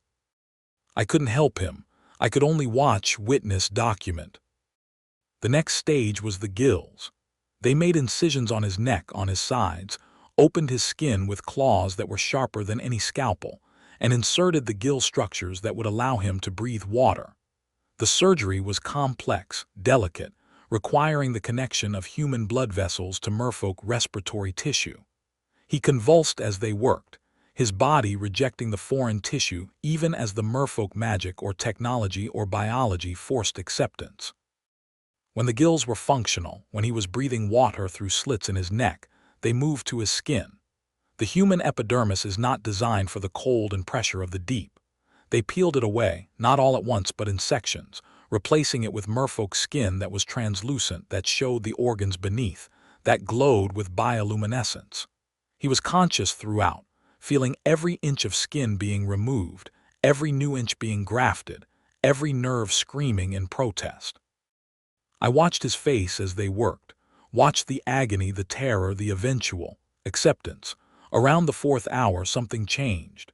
He stopped screaming, stopped struggling, stopped resisting. His eyes took on a different quality, something that was not quite human, not quite merfolk, but something new. The transformation had reached his mind, his consciousness, his soul. The final stage was the tail. They took his legs, those human limbs that had evolved for walking on land, and they broke them. Systematically, deliberately, with full awareness of what they were doing. They broke the femurs, the tibias, the fibulas, every bone in his lower body. Then they fused them, merged them, reshaped them into the massive scaled appendage that would propel him through the water. This was the worst part. The breaking took hours, each bone snapped individually, the pain carefully managed so that he wouldn't die, wouldn't pass out, wouldn't escape into unconsciousness. He felt every break, every fusion, every reformation. His screams were silent, his thrashing constrained by straps, his agony witnessed only by me and the merfolk who worked with the efficiency of artists creating a masterpiece. When it was done, when the tale was complete, when the transformation was finished, they released him. He floated in the water, breathing through his gills, seeing with his new eyes, moving his tail in tentative strokes. And he looked at me and he smiled, and the teeth were sharp, and the smile was predatory, and he was no longer human. "Thank you," he said, the words formed with a mouth that was no longer designed for human speech. "Thank you for witnessing." He swam away, joining the others, becoming part of the Merfolk civilization, another soldier in the army that would rise to claim the surface. And I was left alone with the knowledge of what I had seen, what I had documented, what I had been unable to prevent. That was the first. There would be hundreds more, thousands, millions. I witnessed them all, documented them all, became the official recorder of the Merfolk's transformation process. It was my punishment for resisting, my duty as a collaborator, my purpose as a witness. I saw children transformed, their small bodies broken and remade before they had a chance to grow. I saw the elderly transformed, their frail bodies pushed beyond limits they shouldn't have survived. I saw the sick transformed, their diseases cured by the Merfolk biology even as their humanity was destroyed. I saw the healthy transformed, their perfection made more perfect by the removal of their human weaknesses. And I saw the rejects, those who didn't survive the process, whose bodies rejected the changes, whose minds broke under the strain. They didn't waste them. The Merfolk consumed them, used them, made them part of the cycle of life and death that powered their civilization. The rejects were food, fuel, fertilizer. Nothing was wasted. Nothing was lost. Everything served the greater purpose. There was one transformation that haunts me above all others. A woman named Maria, a marine biologist like myself, who had been captured from a research vessel off the coast of Australia. She knew what was happening, understood the science behind it, could explain the process even as she endured it. "They're not just changing our bodies," she told me during a pause in the procedure when the Merfolk were preparing the next stage. "They're changing our minds. The transformation isn't just physical, it's mental, spiritual. They're making us part of them, part of their collective, part of their hive." "How do you know?" I asked, my voice barely audible over the bubbling of the water. "I can feel it," she said. "Even now, even before they're done. I can feel them in my head, their thoughts, their memories, their hunger. It's like a river, a current that's pulling me downstream. And I can't fight it. I don't want to fight it. I want to join them. I want to become." "Fight it," I urged. "Don't let them win. Keep your humanity." "But why?" she asked, and her eyes were already changing, already becoming something else. "What's so great about humanity? Look at us. Look at what we've done to the world, to each other, to ourselves. The Merfolk, they're united, they're harmonious, they're part of something bigger than themselves. Isn't that what we always wanted? Community, purpose, belonging." "Not like this," I said. "Maybe," she said. "Or maybe this is exactly what we needed. Maybe this is evolution. Maybe this is progress. Maybe this is salvation." They resumed the transformation then, and I watched as Maria became part of the Merfolk, as her resistance faded, as her humanity dissolved, as she joined the collective that had claimed her. And when it was done, when she swam away as one of them, she looked back at me once, and I saw in her eyes something that might have been gratitude, might have been pity, might have been goodbye. I document these transformations now, record them in detail, preserve them for whoever might find this record. Not because I want to, but because I must. Because I am the witness, the recorder, the one who must tell the story of what happened, what is happening, what will happen to anyone who falls into the Merfolk's hands. The transformation is not death. That would be too easy, too simple, too kind. The transformation is rebirth, reincarnation, the creation of something new from the destruction of something old. The Merfolk don't just kill their enemies. They convert them, claim them, make them part of the solution rather than part of the problem. And in a way, that's the most terrifying thing of all. The Merfolk aren't just destroying humanity. They're absorbing it, transforming it, making it part of themselves. Every human they take, every person they convert, every soul they claim makes them stronger, more numerous, more unstoppable. I am part of that process now. I have assisted in transformations, helped hold victims down, documented the procedures, contributed to the knowledge that makes the process more efficient, more effective, more complete. I am complicit in the genocide of my own species, the collaborator in my own destruction. And I hate myself for it, but I can't stop. I can't resist. The transformation in me is too advanced, the call of the collective too strong, the need to belong too overwhelming. I am becoming one of them, body and mind and soul, and soon there will be nothing left of Alina Voss, marine biologist, human being, witness to the end of the world. Only the recorder will remain, only the documentarian, only the voice that tells the story of what happened, what is happening, what must be stopped. If anyone finds this, if anyone reads this, if anyone understands what I am trying to say, fight them. Don't let them transform you. Don't let them claim you. Die first. Die human. Die free. Because the alternative is worse than death. The alternative is becoming one of them, becoming part of the collective, losing yourself, your identity, your soul, to the endless hunger of the deep. The Merfolk are not saviors. They are not gods. They are not the next stage of evolution. They are monsters, predators, destroyers. And I am one of them now. I am Alina Voss. I am witness. I am survivor. I am transformed. And I am telling you, don't let them take you. Fight, resist, die. But don't become. Don't become what I have become. Don't become what waits in the deep. The transformation is eternal. The change is irreversible. The joining is forever. And once you belong to them, once you become part of the collective, once you lose yourself in the endless song, there is no going back. There is only the deep, only the dark, only the hunger, only the Merfolk. Forever. I am writing this from the surface, one last time having been sent back to deliver this final warning. The Merfolk have allowed me this moment, this opportunity, to complete my task as witness and recorder. They know that no one will believe me, that this document will be dismissed as fiction, madness, conspiracy. They know that humanity will read these words and laugh, or pity me, or simply ignore what I have to say. They are confident, and they have reason to be. I have seen the future. In my time with them, I have learned to access their collective memory, their shared consciousness, their racial knowledge that spans millennia. I have seen what they have planned, what they have prepared, what is inevitable. The rising was just the beginning. The coastal cities were just the first course.